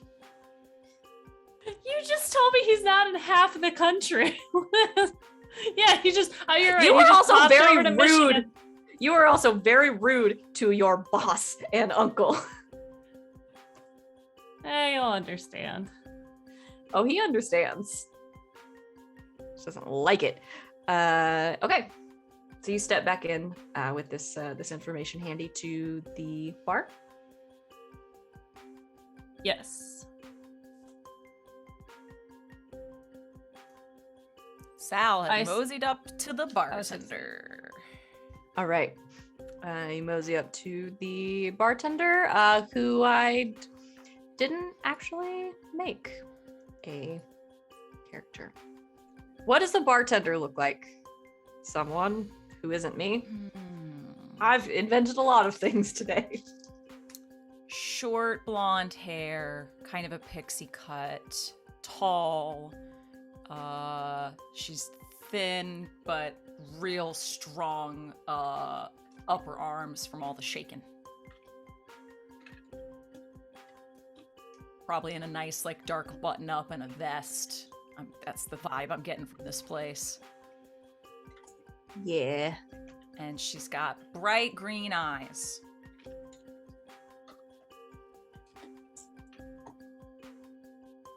And I'll figure out what her name is. Okay. You mosey up to the bar. It only takes a minute or so. She notices you right away, sort of acknowledges you, and then, why are our neighbors shooting off fireworks? What could possibly be going on right now? Veterans Day weekend. Do I have to even say why that is the most okay. You mosey on up. I'm not your neighbors. To the bartender. Fireworks on Veterans Day. Are you guys fucking kidding me? You mosey on up to the bartender. She acknowledges you, and then after just a quick moment serving someone else, clearly very professional, good at what she does, she makes her way over, kind of with the back of her hand, pushes a little bit of her pixie cut hair out of her eyes. Yeah, what can I get you? Hey, you know what? I will take, I'll take whatever is the house specialty. What do you like making? I mean, I make a pretty mean old fashioned, if that's your thing. I'll take it. All right. Bourbon, not rye. You got it. She mixes you up an old-fashioned bourbon, passes it across to you. Skillfully made, you would know as a bartender. Thank you. Whatever it costs, she tips the exact same amount. It's just pretty expensive. I don't know how much an old-fashioned normally costs, but it's more than that. It's a swanky place. Pops a 50 down. Woo! Well, thank you. No, thank you. This looks great. Hey, I had a question for you. Sure. Your owner around tonight? Owner? Roman. Oh, you know him? Oh, yeah, I know him. That doesn't surprise me. He seems to know pretty much everybody around here. Somehow. No, I hadn't seen him tonight. Shit, what day is it? Sunday? Sunday? It's Halloween. Yeah. Sunday, because it's Halloween. Sunday nights, he's usually not around. It's a lot more during the week. That kind of thing. He's, I don't know, I'm sure doing some real estate something tonight. Yep. Sounds about right. Look, I hate to pull this card, but I really need to get in touch with him. And taking a card out of the evening's events, Sal will say, I'm his fiance.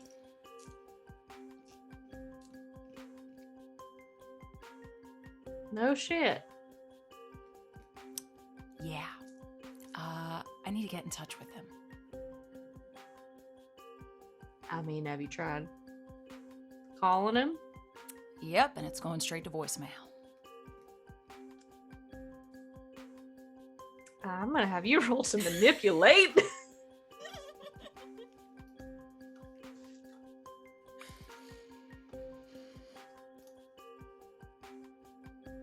Double ones! I'm blowing a luck. I don't even fucking care. I'm blowing it. We're making this happen. The snake eyes tonight.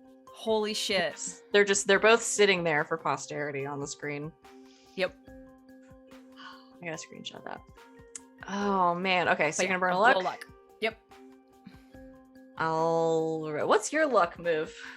My luck move is when you spend a luck, you will find something weird and maybe even useful.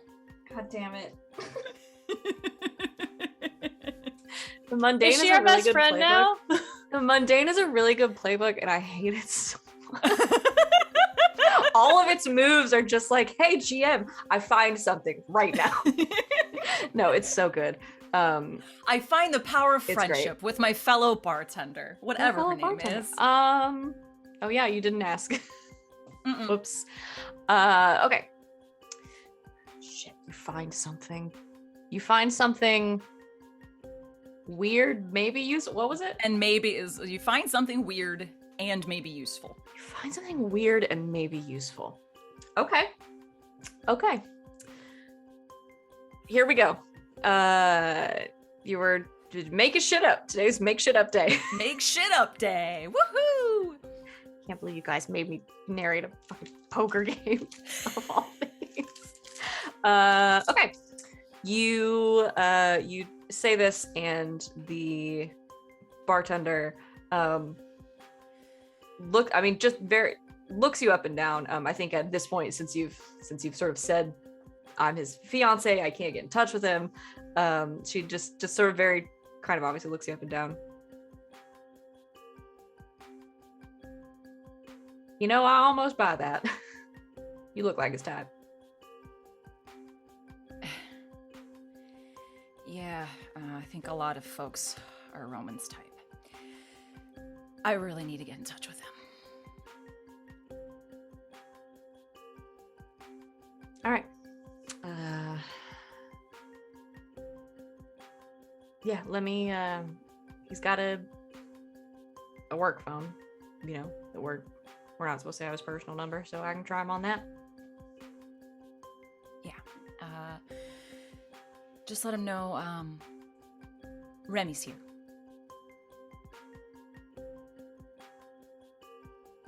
Right. Okay.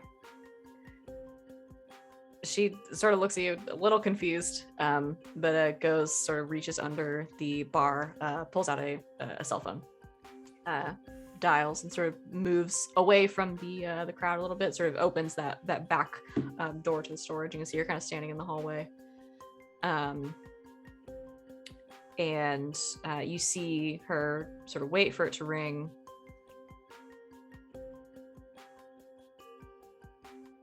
And then after a minute, she hangs up, comes back.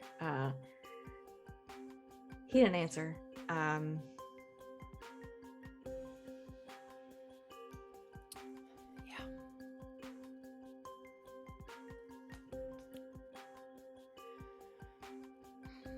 Can I get another one of those?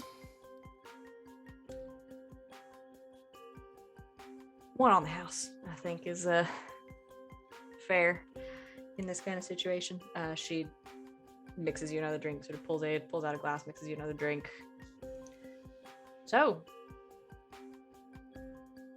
you and Roman, how long's that been a thing? Not long. Not long enough. Yeah, obviously. They say, wait a while, long engagements, all that. God, I'm an idiot.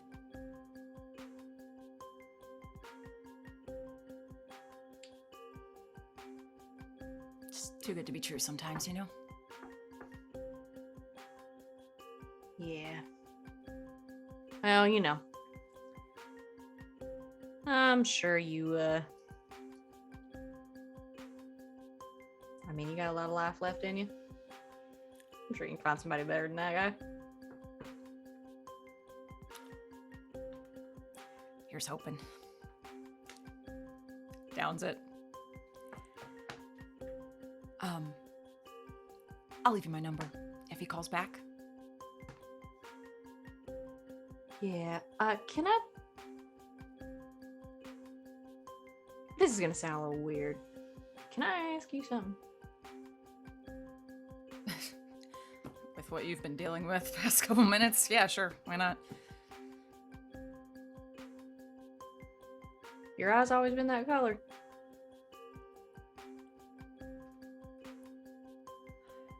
It's a retinal thing. Yeah, it's a lot brighter in the light.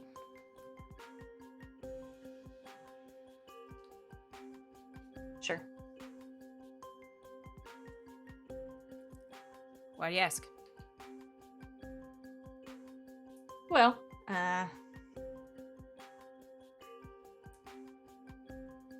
Roman. Well, he's, when I say he's got a type,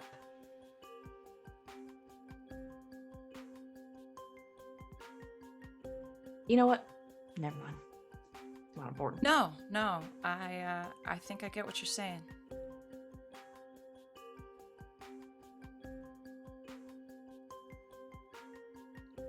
Thanks.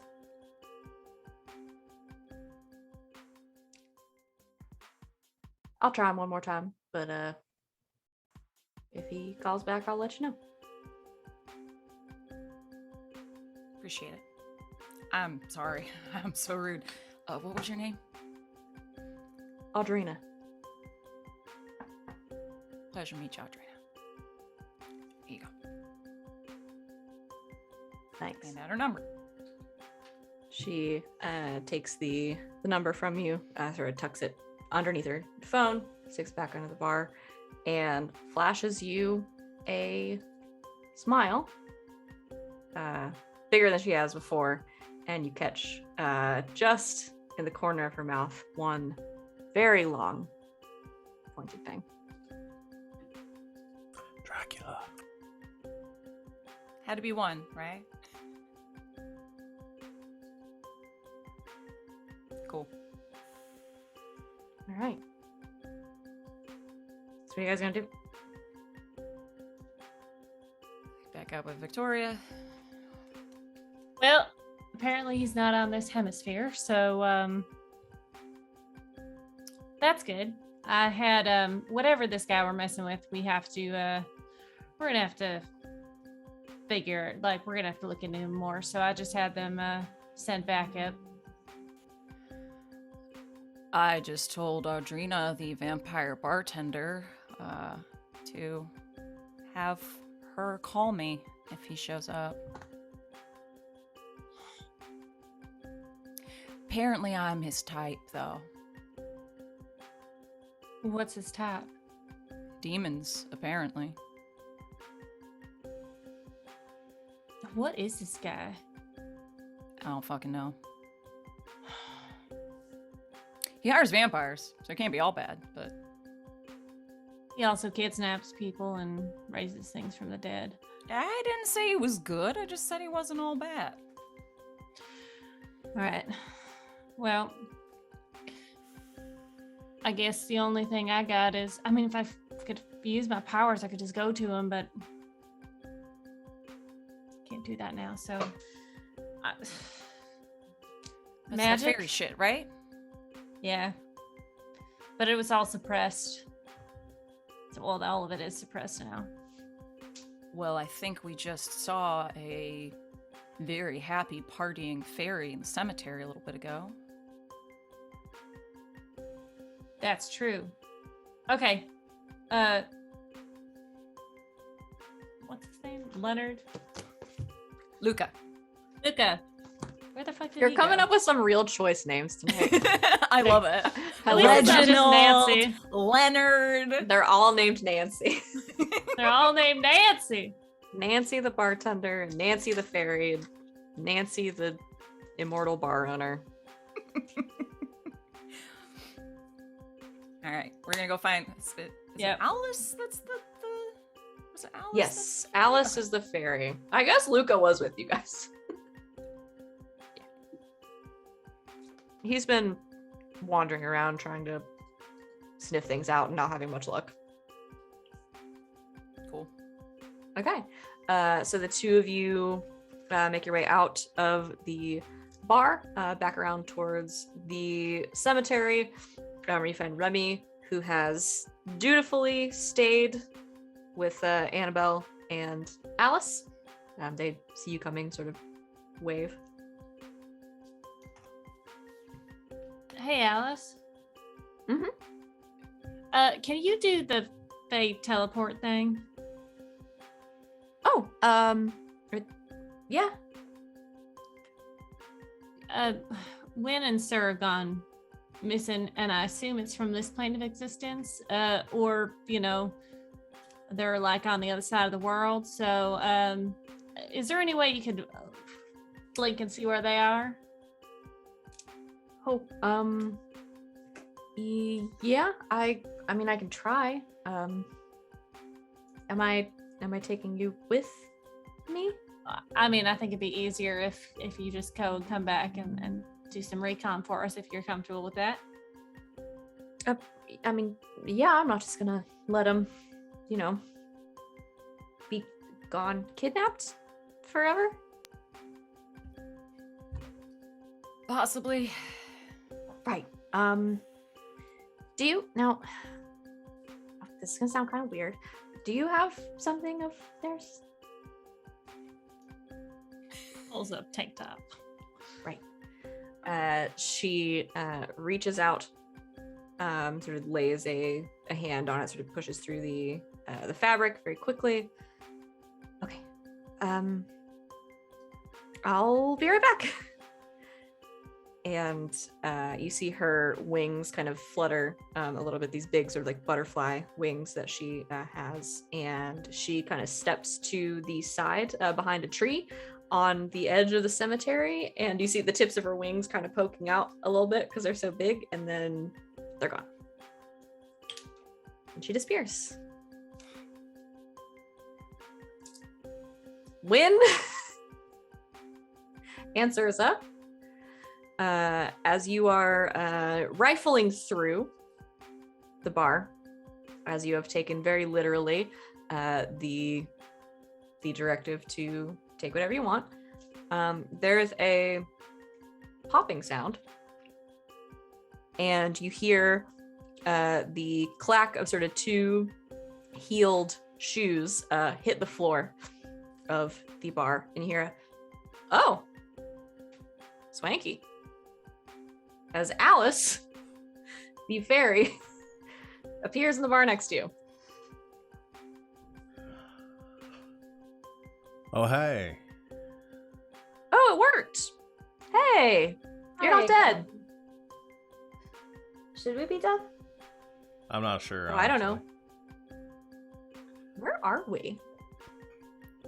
We're at the 1708. Wait, what was the name of the bar again? 1709. 1709. I think it's the 1709, the bar. But like a different dimension or something. Sure. But you were able to Why? get here. Lich. Oh. Really? Think so. Sir, what do you think? I mean, he has his own soul in a glass bottle. Not a lot of things do that. No, yeah, you're definitely right. Huh. Weird. Yeah. But we beat him in poker, so we got our stuff back. And Oh, it's like that episode of Supernatural. yeah, pretty much. The episode of what now? Supernatural? Have you not watched it? No, I've only been here for like 6 months. Oh my gosh, we'll have to start that at movie night instead of watching a movie. You're going to love it. It's this great TV show. It ran for so long. It's about these two brothers. They're monster hunters, I guess. All right, we can kind of get thing. into the details. It's kind of all like a that. monster of the week type deal for like a while, and then it gets into like, oh my gosh, demons, like angels. It's crazy, and they are Alice. so hot. So they're What? demons. No, they hunt demons. Well, one of them is a demon for a little bit, but I don't know. That whole story is kind of weird. All right. You'd Alice. love it. Yes? We need to focus for a second. We can talk about this when we Sorry. get back home. This is like a leech's house, so Right. Yeah, so Victoria and Sally sent me can you to get make sure us- you were alive. Yeah, can you get us back to them? In theory, Theories better than nothing. it's pretty difficult, and I've been known to overshoot the destination a little bit, because, you know, excitement and also expending a lot of energy and things like that. But yeah, it should be fine. Can you at least get us back to our dimension? I mean, I can get it. We can get a plane ticket from there if we need to. Oh yeah, that I can definitely most likely do. Cool. Well, we got Bring the mummy. we got the two of us and a mummy and a bunch of other crap we're gonna bring with us too.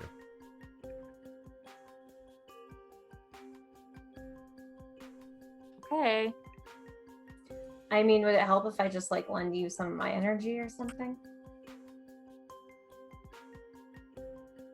I mean, yeah, that's not a bad idea.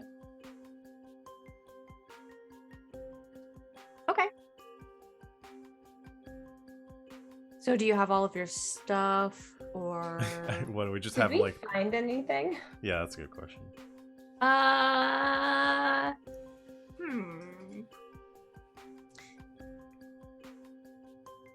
Yeah, you guys found a few things tucked around. There are a couple of swords that you pulled off the wall, most likely silver, if you had to guess.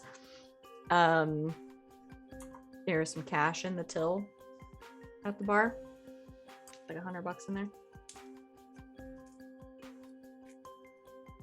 And tucked under the bar, there was a set of like periwinkle crystals, like sort of a magic focus type thing. We don't pocket the crystals. Okay. Is Sir taking a sword? Sir's taking a silver sword. Do you want to just like split the 100 or? Why don't we call it a down payment on the bar? Fine. Pockets the 100. All right, we got everything else over. I imagine we found all the mummy relics, the papyrus, the stuff. You found, well, you know where the mummy is. Yeah. You found the display cases that had been taken. There's like some jewelry in them. There's some like coins, like things like that. The papyrus is nowhere to be found. Great.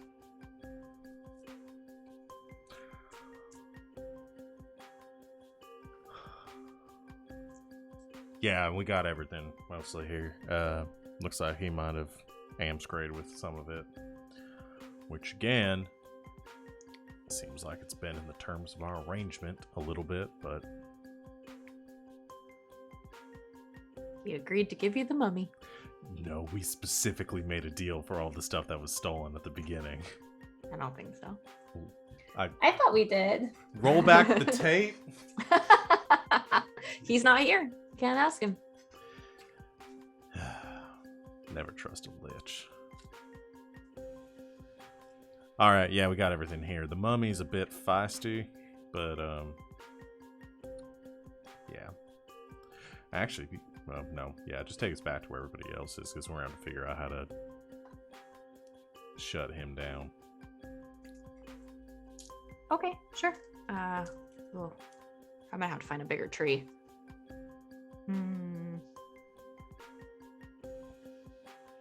Nope, I got it. Ready to go? Yeah. Yeah. Okay. Oh, we don't have to hold hands or anything, but Cool. we can if you. We don't have to though. It's fine. Don't worry about it. We're friends anyway. And she sort of walks over and stands next to Sirza. Okay, so just focus, I guess, on Okay. me. Got it. Cool. I'm gonna have Sirza roll. Oh God. Because that's gone so well for me so far. 2. You're It's owed been a- one. Come It's been a on. real day of rolling. I'm gonna have you roll 2 help, because that's a thing. So roll plus cool for me. Okay. It's an 11. Woo! Finally. She's done it. Sirza, you focus, and Alice sort of stands next to you, and then at one point I think you feel her hand kind of brush your arm, and there is just this like warmth that overtakes you for a moment, and there is a bright flash of light, and you all feel your feet leave the ground for a brief moment and then step back down onto stone, and you find yourselves inside one of the mausoleums in the cemetery.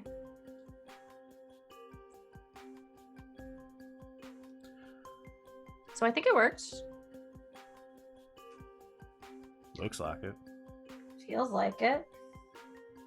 You're not missing any body parts or anything, are you, Wynn? Look No, whole to I'm me. good. Yeah. Yeah, I'm good. Cool. Wow, I haven't done that in a long time. Thanks. Where's everybody else at? outside. All right. Annabelle's looking after Remy, and Luca's being Luca, and Victoria and Sally are also there, Cool. and definitely not at all stressed. Yeah. Oh, let's that's good to hear. let's go. We're meet talking up. about backup. Oh, right. Well, let's go meet with them and tell them what's going on. Thanks. Seriously, you saved us. Yeah, sure. Tip your Uber drivers, I guess. Pulls out the 100 and hands it to her. Come on. Thanks.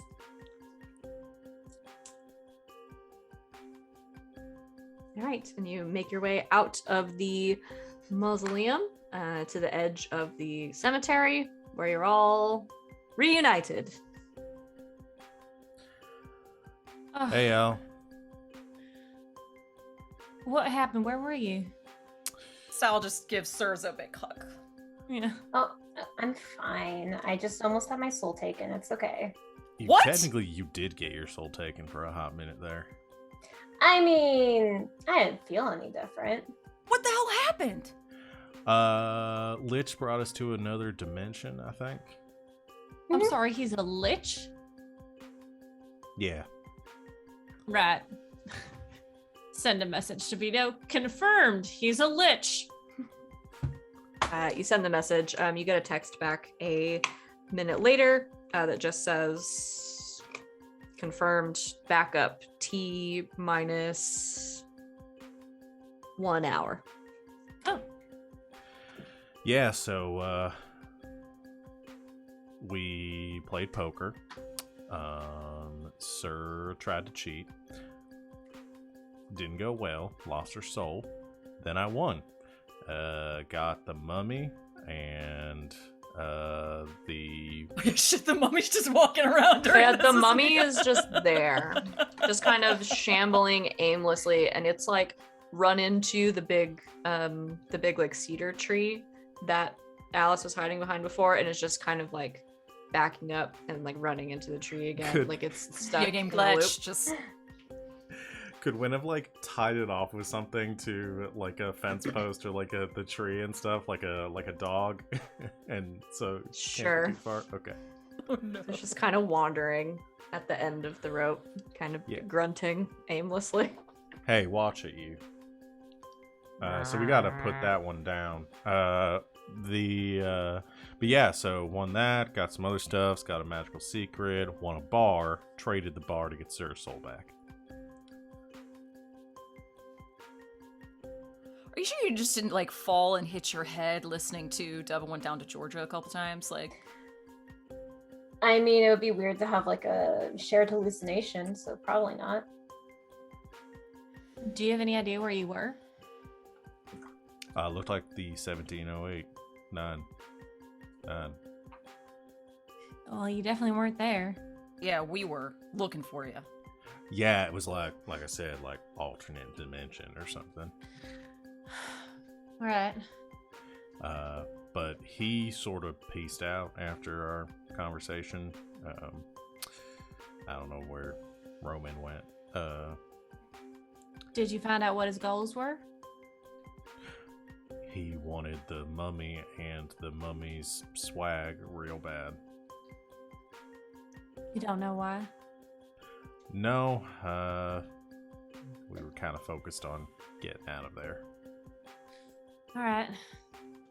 Well, But it seemed very important to him, whatever it was. He did keep one of the papyruses, even though I won the game fair and square, and it was part of the arrangement. Yeah, I'm not talking to you. Anyway, so yeah. So I don't know whether we call this one solved and someone else's problem at this point, because we got everything that we needed. right. Well, I called the agency and they're going to start looking into it because whatever he is, it's not kosher. I mean, he's not doing the right things out here. We need to find out more information about him. Yeah, I mean, yeah. How's Remy doing? getting reamed by his brother, but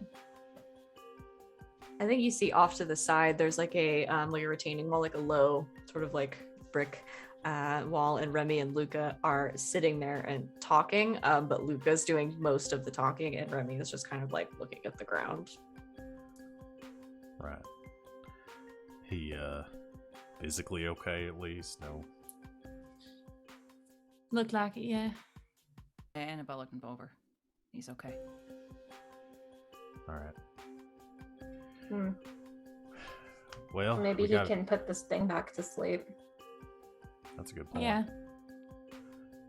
Yeah, let's talk to him. See if he can do that. We got to get this thing back to the museum soon.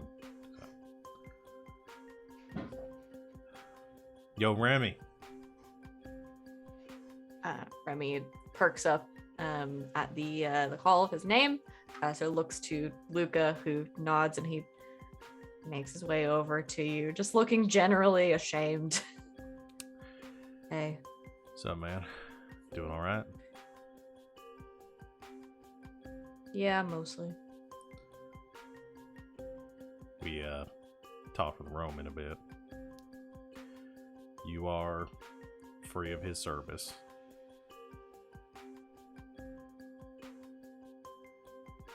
Thanks. Yeah.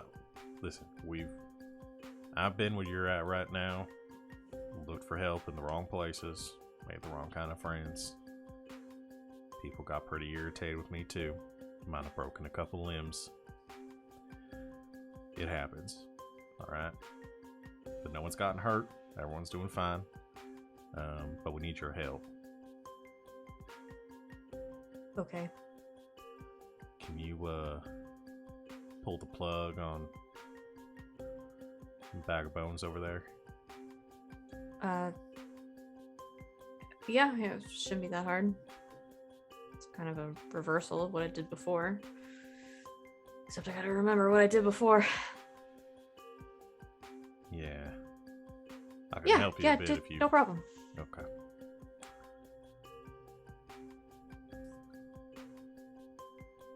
Oh, you mean like now? Yeah, like now, yeah. Oh, okay. Got it. Yeah. Are you sure you don't want to walk him back first? You want to carry him? That's a good point. They're kind of fragile when they're not moving around. Yeah, let's walk them back to the museum. Walk Mummy through the streets. Tonight's probably the best night to do it. Yeah. So. Yeah, let's go for a walk, do some trick-or-treating. Some what a what? Trick-or-treat. Did you not explain that part to her, Sal? It didn't come up, all right. Around this time, kids walk around in costumes and they go trick or treat, and then you give them candy. What's the trick part? Well, if they don't If give you you don't- candy... Oh, yeah. Then they do a trick on your house. You remember Maybe that tricks trick on- thing I told you about? Yeah, can we do that? I mean, it's on the list, and if we get all this done, maybe we'll do one tonight. All right. All right.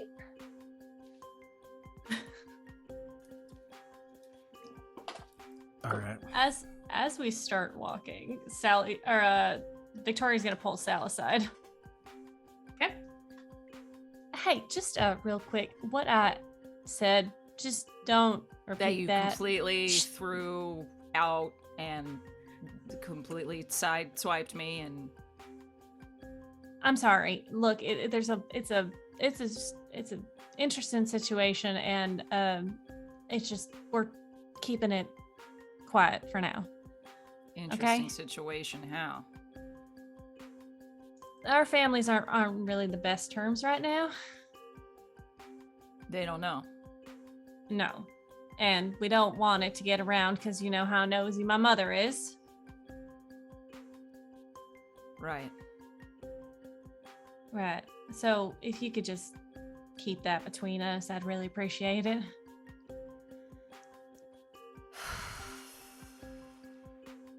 Yeah. Thanks.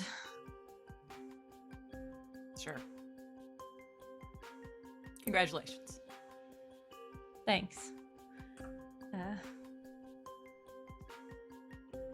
Hey. Y'all coming? Yep. Yeah, I was just talking about where we can get enough toilet paper.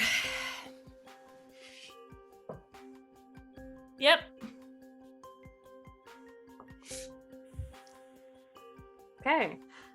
You all make your way with Remy and Mummy in tow back toward the museum. Find a quiet spot somewhere in the back of the museum, the loading dock. Probably. Yeah, No like one's go back there. to the loading dock. Yeah. Mhm. It's so late. No one's back there at this time. I'm trying to Mhm. figure out how much time has passed. It's been at least a couple hours. Sounds right. It's like, it was like 9, it was like 10. You're probably like pushing 1 a.m. at this point, I think. And you make your way back to the loading dock, and Remy steps up as you sort of hold the mummy on its leash, I guess. And Remy does some magic. You hear him muttering under his breath, and after a few minutes of this ritual spell that he is trying to reverse, there is sort of this blast of wind that covers the area, sort of knocks you all back a little bit when you hang on to the rope you've got the mummy tied to. And Remy, I think, takes the brunt of it, sort of staggers back, kind of falls on his ass on the concrete, looking a little worse for wear, a little haggard, as that took a lot out of him. But the mummy stops moving and then just kind of drops to one side, kind of into you, Wynn, as I assume you're ready to catch it. Yeah. And it goes limp. And Remy from the ground is kind of like, whew, jeez. That's not easy.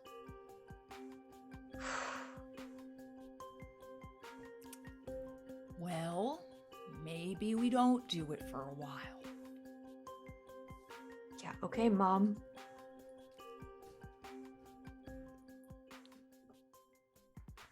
Right. I'm gonna go tuck this one in. Yeah, I'll step help. away. Right. Probably I'll help. Considering that if we touch this thing wrong at this point, it's probably gonna dissolve into dust. Yeah. Right. Where did we find it? There's the sarcophagus. Oh no, I think Well, I Sally's mean- asking for a cover story. Oh, where did we find it? Right. I'll make some. I'll tell. The mausoleum. Dr. Dern. Some kids Yeah, were some fucking kids around stole for it. Halloween. Yeah. Sounds about right. Yeah. Cool. All right. On the count of 3, let's just lift this thing very gently. I almost wanted to make you roll for lifting the mummy. That seems too mean. That's mean. You guys worked so hard today. I'm not gonna do that. Just want you to know I thought about it. You all, you lift up the mummy very gently, very carefully, take it back into the museum, place it back into the sarcophagus, put the lid back on it, replace the missing display cases as well. And as you do, you are greeted by a voice and the clicking of power heels as into the room, greeting you with a "Well done." Walks in Dr. Dern. Hey, Dr. Dern, we found the mummy. I see that. As I said, well done. Seems, well, as in one piece as something like it can be. Yeah. Yep. No trouble at all. So, we'll just leave it here, and you guys to fill out any paperwork or anything. No, I don't think that'll be necessary. Right. Cool. Well, see you Monday. When it starts to Actually, Mr. Crowley, if I might have a word. Yeah. Yeah, sure. Sal eyes him significantly.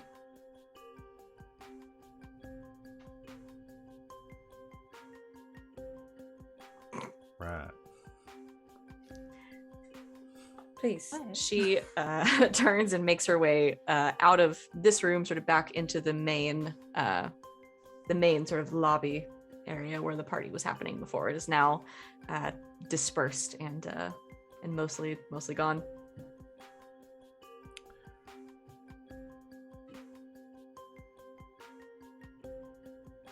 So, what's up?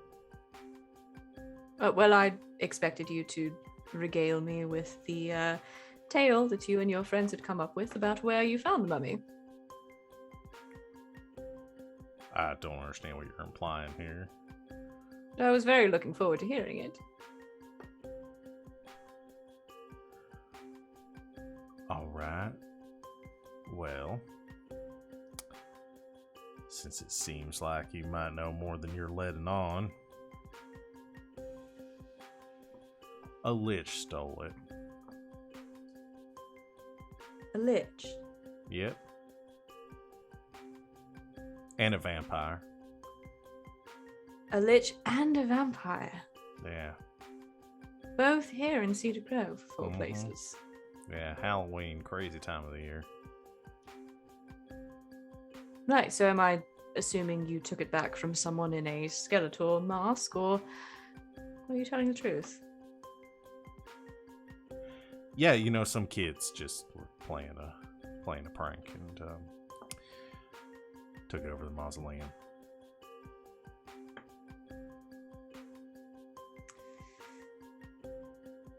If you're going to lie, you should pick one to stick to, Mr. Crowley.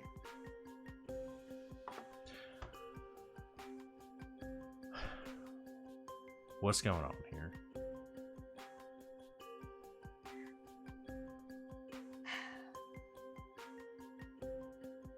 I'd hoped to have a more formal meeting with you. But, given the circumstances, I suppose you have the right to know. You're being watched. Rather closely, in fact.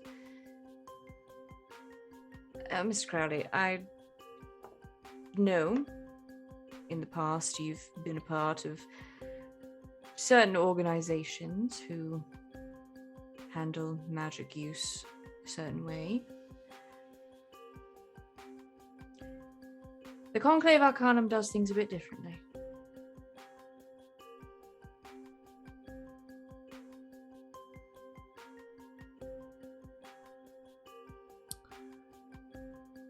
Right.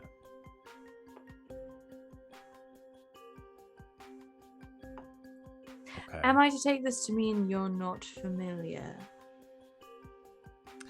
Am I being punked or something? No, I do believe that show went off the air quite a few years ago.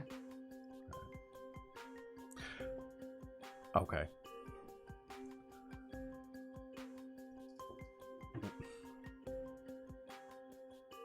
So the Conclave is a real thing? Quite. And you're like a member? More of a contractor? Well, maybe you haven't. Your records might be out of date. I'm not in the, not a practicing member of the order anymore, so. Oh, I'm well aware. I'm aware of your history with the order. You may not be a practicing member, but you are a magical practitioner, and you continue to be so. Conclave Arcanum does not stop at the borders that other people draw.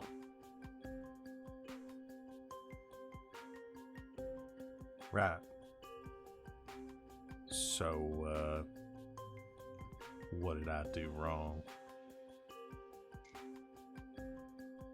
Technically nothing. However, there's been an uptick of magical activity in this area recently, and you historically seem to find yourself at the center of such things. So your name comes up in conversation. Especially in the dealings of natural magic. And especially tonight in the dealings of souls. Now, that's a bit unfair to characterize it that way. I was not the one wheeling and dealing souls in that conversation. Weren't you? I guess in the most technical sense, maybe. But no souls were exchanged.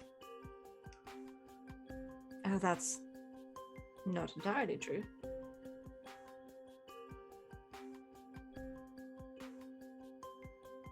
So you were like watching that whole thing and didn't step in when like a lich showed up?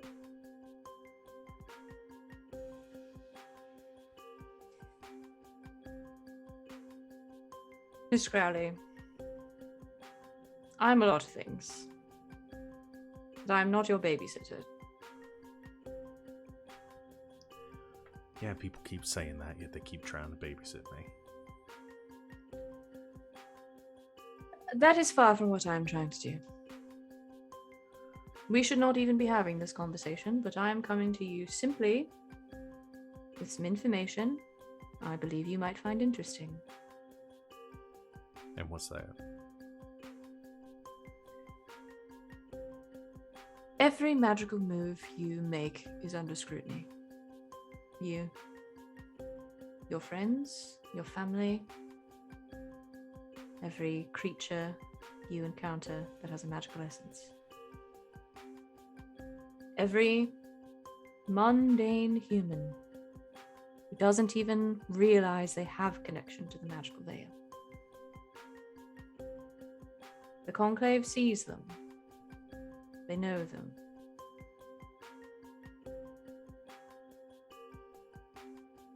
And when you find yourself at the center of business like this, you are not only on their radar, you're at the center of it.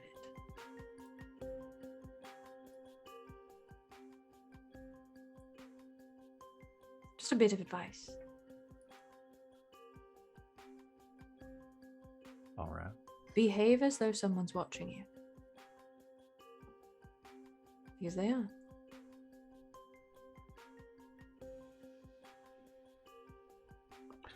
I'll keep that in mind.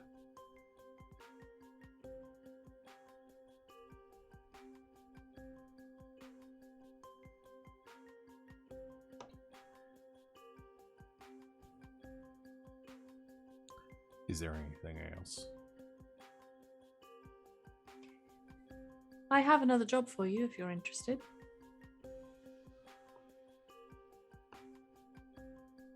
Someone steal a T-Rex?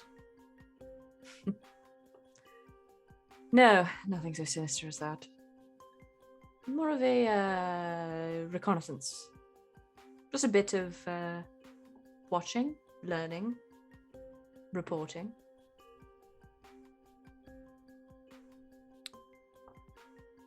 All right, I'll buy it. On who? The demon you spent all evening with. Surza? Yes. Quite fascinating, that one. A demon on human soil, yet possessing nothing and no one.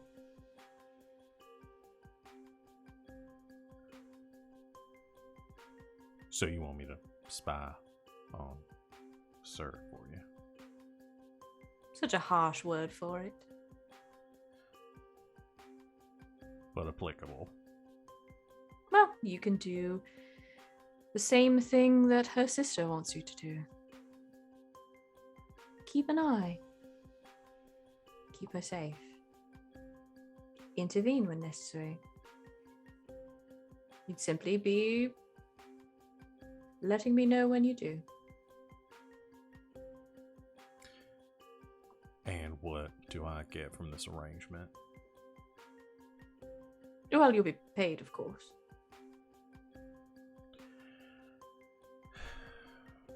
I'm not really looking to get back involved with another group.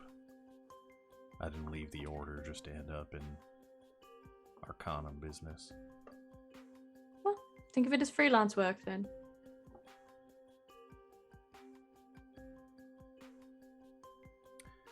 All right. I don't want money though. Then what do you desire? The Arcanum is records, right? Archives. Of course. I want access. To what end? Doesn't matter.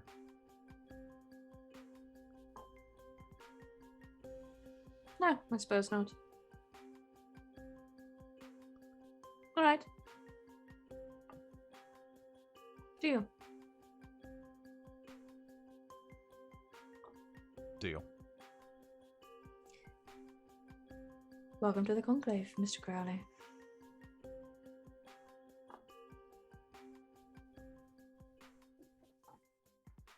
Oh, and what was her name? Sally? Yep. If she's still looking for a job, the interview spot is open. I'll let her know.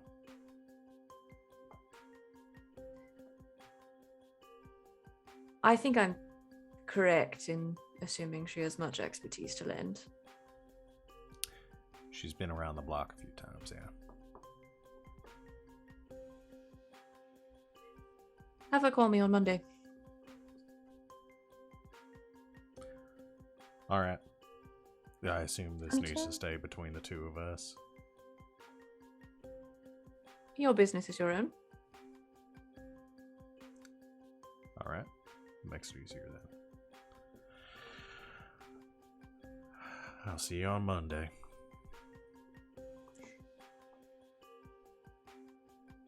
Good night.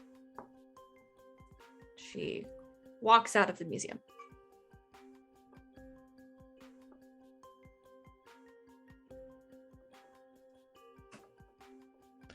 Shit.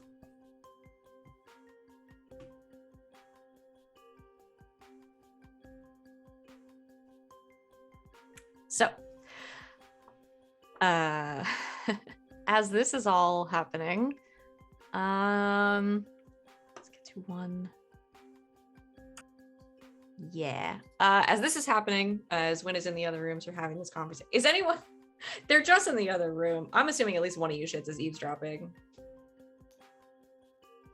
Maybe a little bit. Just a little. Just a little bit. You overheard some things. But while that is happening, Victoria, your phone rings. Hello? Victoria, Uncle Vito, again tonight.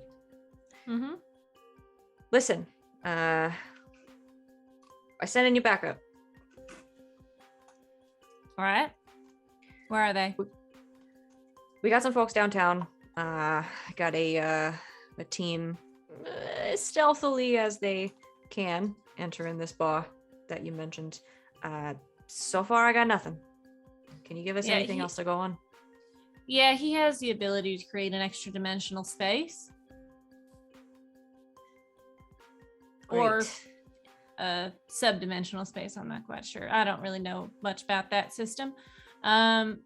He apparently has a soul in his pocket, and had said something about there's more that goes into being impervious, but it seems that he is somewhat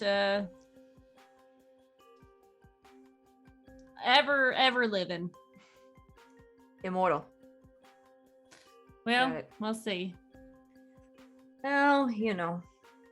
You can kill anything if you try hard enough. All right. Well, we're gonna keep traipsing around the bar, see what we can find. But we've got it in hand. Hey, listen, there's something else I wanted to talk to you about privately, strictly speaking, family business. Uh-huh.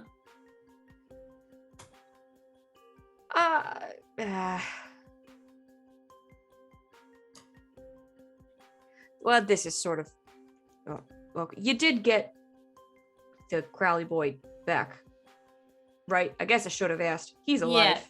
Yeah. Mm-hmm. Yeah, we got him back. Good.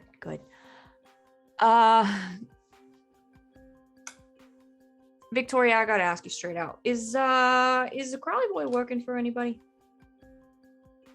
Not that I'm aware of. I mean, he works at the museum. Sure. Doing what? Curating? I don't actually know. A lot of, I don't know, organizing things, lifting up heavy things, putting it down. Right. Okay. Listen,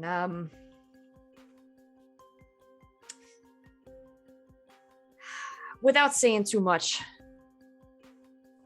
because I can't say too much, you understand? There's been a couple of sightings in Cedar Grove, and an uptick of some magical activity. Mm-hmm. You know what I mentioned, the vampires to you Mm-hmm. and everything. But there's more than that. There's a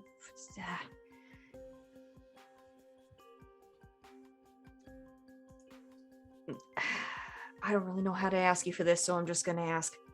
I need you to keep an eye on Crowley, okay? In what capacity? Well, not in the girlfriend capacity. In the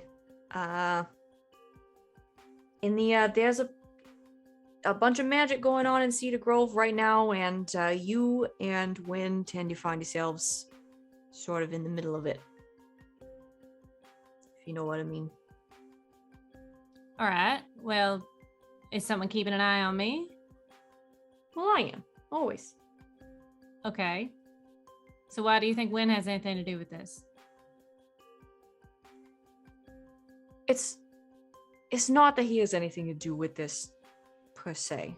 It's more of a general business concern. Victoria, you know that we're not the only agency, the only group out there that deals with magic creatures, monsters, that kind of thing. I know you know that. There's some other groups out there that don't work the same way we do. Mm-hmm. And when they get involved, well, honestly, when they get involved, things tend to go tits up. All right, and you're concerned that Wynn is part of one of these groups? I'm concerned that he may be a target for one of them, is all I'm saying. He's kind of a mess, but he's good at what he does, if you know what I mean. That's a very accurate description. Yeah, sure. Okay, just so we're clear, you're not going to say anything Of course not. to Victoria. I mean, if he tells me he's like going out for a group or something, I'll probably tell him not to. All right. Just let me know if anything weird crops up. Okay. You've been a little Always do. distant the last couple of weeks, and I'm kind of concerned. Well, it's been a weird couple of weeks, Yeah, well, you know, with the family drama. yeah, I understand. Do you want me to talk to your dad? No. Are you sure? Because I can talk some sense into. I mean, listen, he's kind of an asshole, but he's my little brother, and he'll listen to me. I know, but I think really the only person who's gonna solve anything is Pop and GG. Yeah. And I don't think that that's gonna happen now. So I would just prefer if it just. I don't want to make anything worse. We just need to let it settle down for now. All right. Yeah, you tell me if you want me to say something. Of course. All right. And Papa's been talking about coming down for a visit, so. Anyone looking at Victoria, she just goes, like her eyes light up. So I'm glad if you can, help him get to the hotel and everything. Yes. And I'll tell him to come down. Oh my God, of course. All right. I'll encourage it. All right. Thank you. You be careful. And stay away from downtown for probably about 24 hours. I will do that. All right. Go work, kiddo. Yeah, you can get Enjoy, some I sleep. guess what's left of your Halloween. I'm going to Yeah, have a whiskey sour and watch the recording of the game. that sounds like a good idea. All right. I love you. Love you too. All right. Good night. Night. We all need an Uncle Vito. Thanks. Mm-hmm. I don't know who this character is. I love him. I love him. He's my uncle. He's like all of my uncles. Just doing his best. Mhm. Okay. So Mummy returned.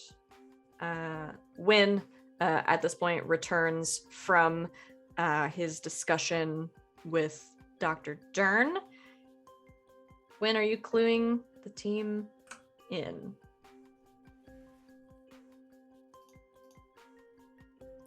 Boy, that's a tough question. Does Wynn want to think about it? Wynn wants to think about it for a bit. Okay. So as the night winds down, mystery solved. Before For we now. go home, we grab Yeah. some toilet paper and we Mhm. TP a house. You Oh, TP a boy. house. Yes. Victoria does want to let Wynn know about the Sal thing, at least. Okay. Letting things slip. We don't have to do that tonight, but Okay. there is that Uh, conversation. Okay. Yeah, we can do that next, because I think we've got a couple of downtime things that we can do Mhm. next week. So I'll leave you with this. As Sally and Surza, you have finished TPing one of the neighborhood houses of the rich asshole who owns the car dealership downtown. Yep. You TP his house, and as you are packing up, Surza, you get a text. It's like 3 a.m. at this point. But you get a text with a lot of emojis and a lot of exclamation points from Alice. And it just says, in sort of a like rambling kind of run-on sentence, it's 3 a.m., probably shouldn't be texting way, just says, so like, I know we talked about movies and TV and stuff a lot tonight, and I feel like I was a little overbearing about it, but I just wanted to make sure, like, do you want to hang out with us on Thursday? Bunch of emojis, bunch of question marks. I have something this Thursday, but like after that, totally. You get a text back after a couple minutes. Okay, yeah, totally cool. Yeah, no rush. It's fine. Whatever. Just happy to welcome a new friend. Yeah, it's cool meeting you. You too. Like 10 exclamation points. Yeah, I think that's where we'll leave it today, because I didn't want to have to do that one next time. Yay, we did it.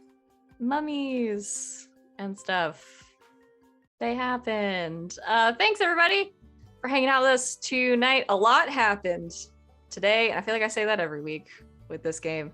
A lot happened. We've got a couple of end of session things to do very quickly because I've taken up so much of your time already. But at the end of the session, the keeper will ask the following questions. I can't find them. Did we conclude the current mystery? Yeah. Yeah. Got the mummy back. You got the mummy back. Congratulations. Did you save someone from certain death or worse? Yeah. Sure did. Wynn saves Surza. Sarza. For sure. Remy probably, I think, also counts in this one too. Did we learn something new and important about the world? Liches get stitches. Liches. I made liches a thing. They've been on my list for so long. Finally had time. Oh boy. Did we learn something new and important about one of the hunters? Y'all got engaged and Oh, yeah. Beyonce's.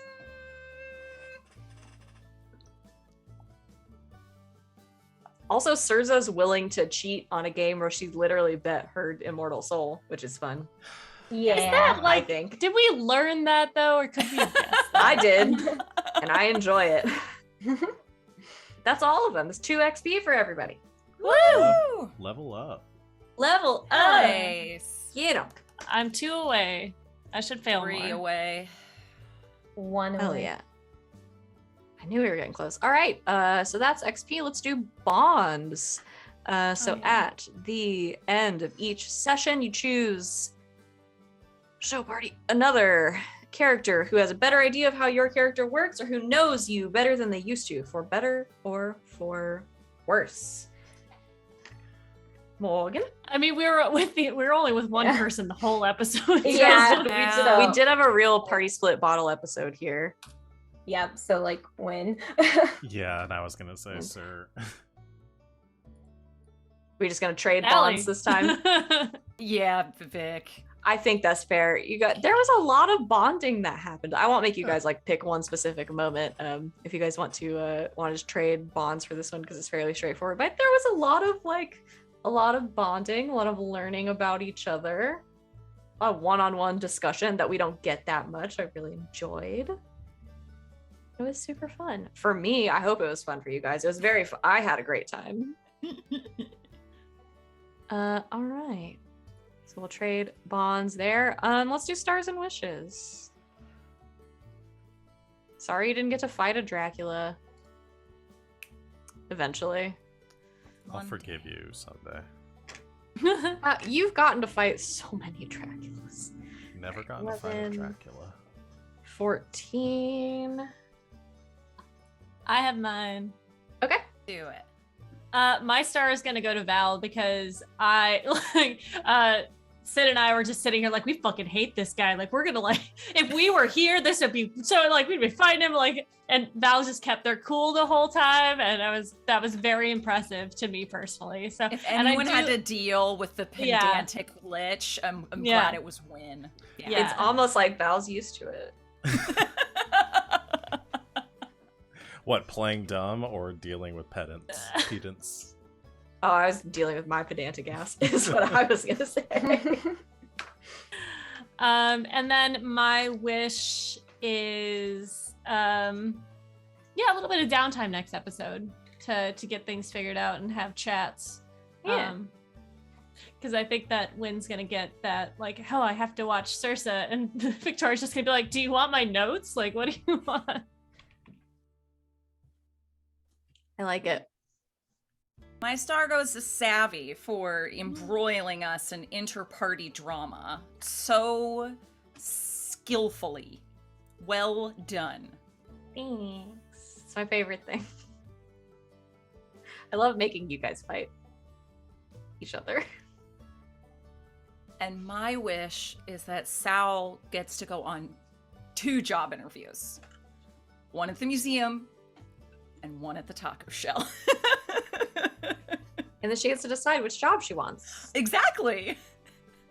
Sal Both? gets 2 job interviews. I like that. Oh, I'm gonna have to fucking roleplay job interviews next week. All right. I have to prepare. Who else?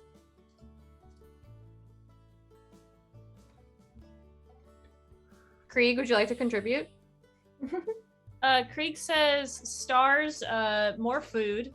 Or no, Okay. stars is the belly pats from earlier, and then wishes is more food. Is more food. Got it. Those His are mine tail too. is like He stole just mine. so close to my face, but not touching it is insane. Do you see this? Yes. I'll do mine. My star is going to go. Boy.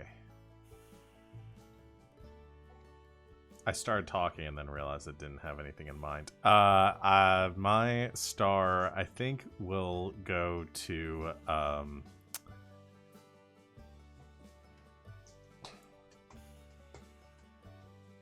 I guess it'll go to Surza, because I think that the Surza's cheating and stuff made the whole gambling thing a lot more exciting. Gave the stakes some weight to it.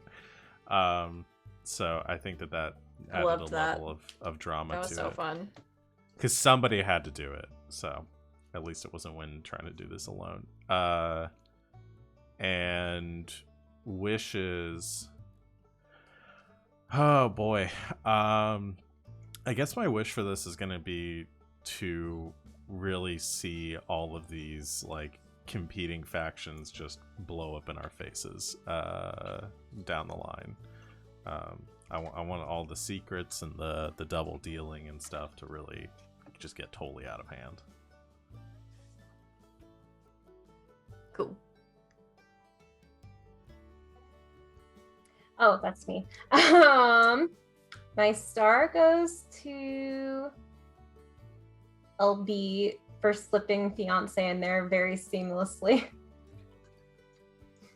Thanks. It was I was great. like, it's got to come up at some point.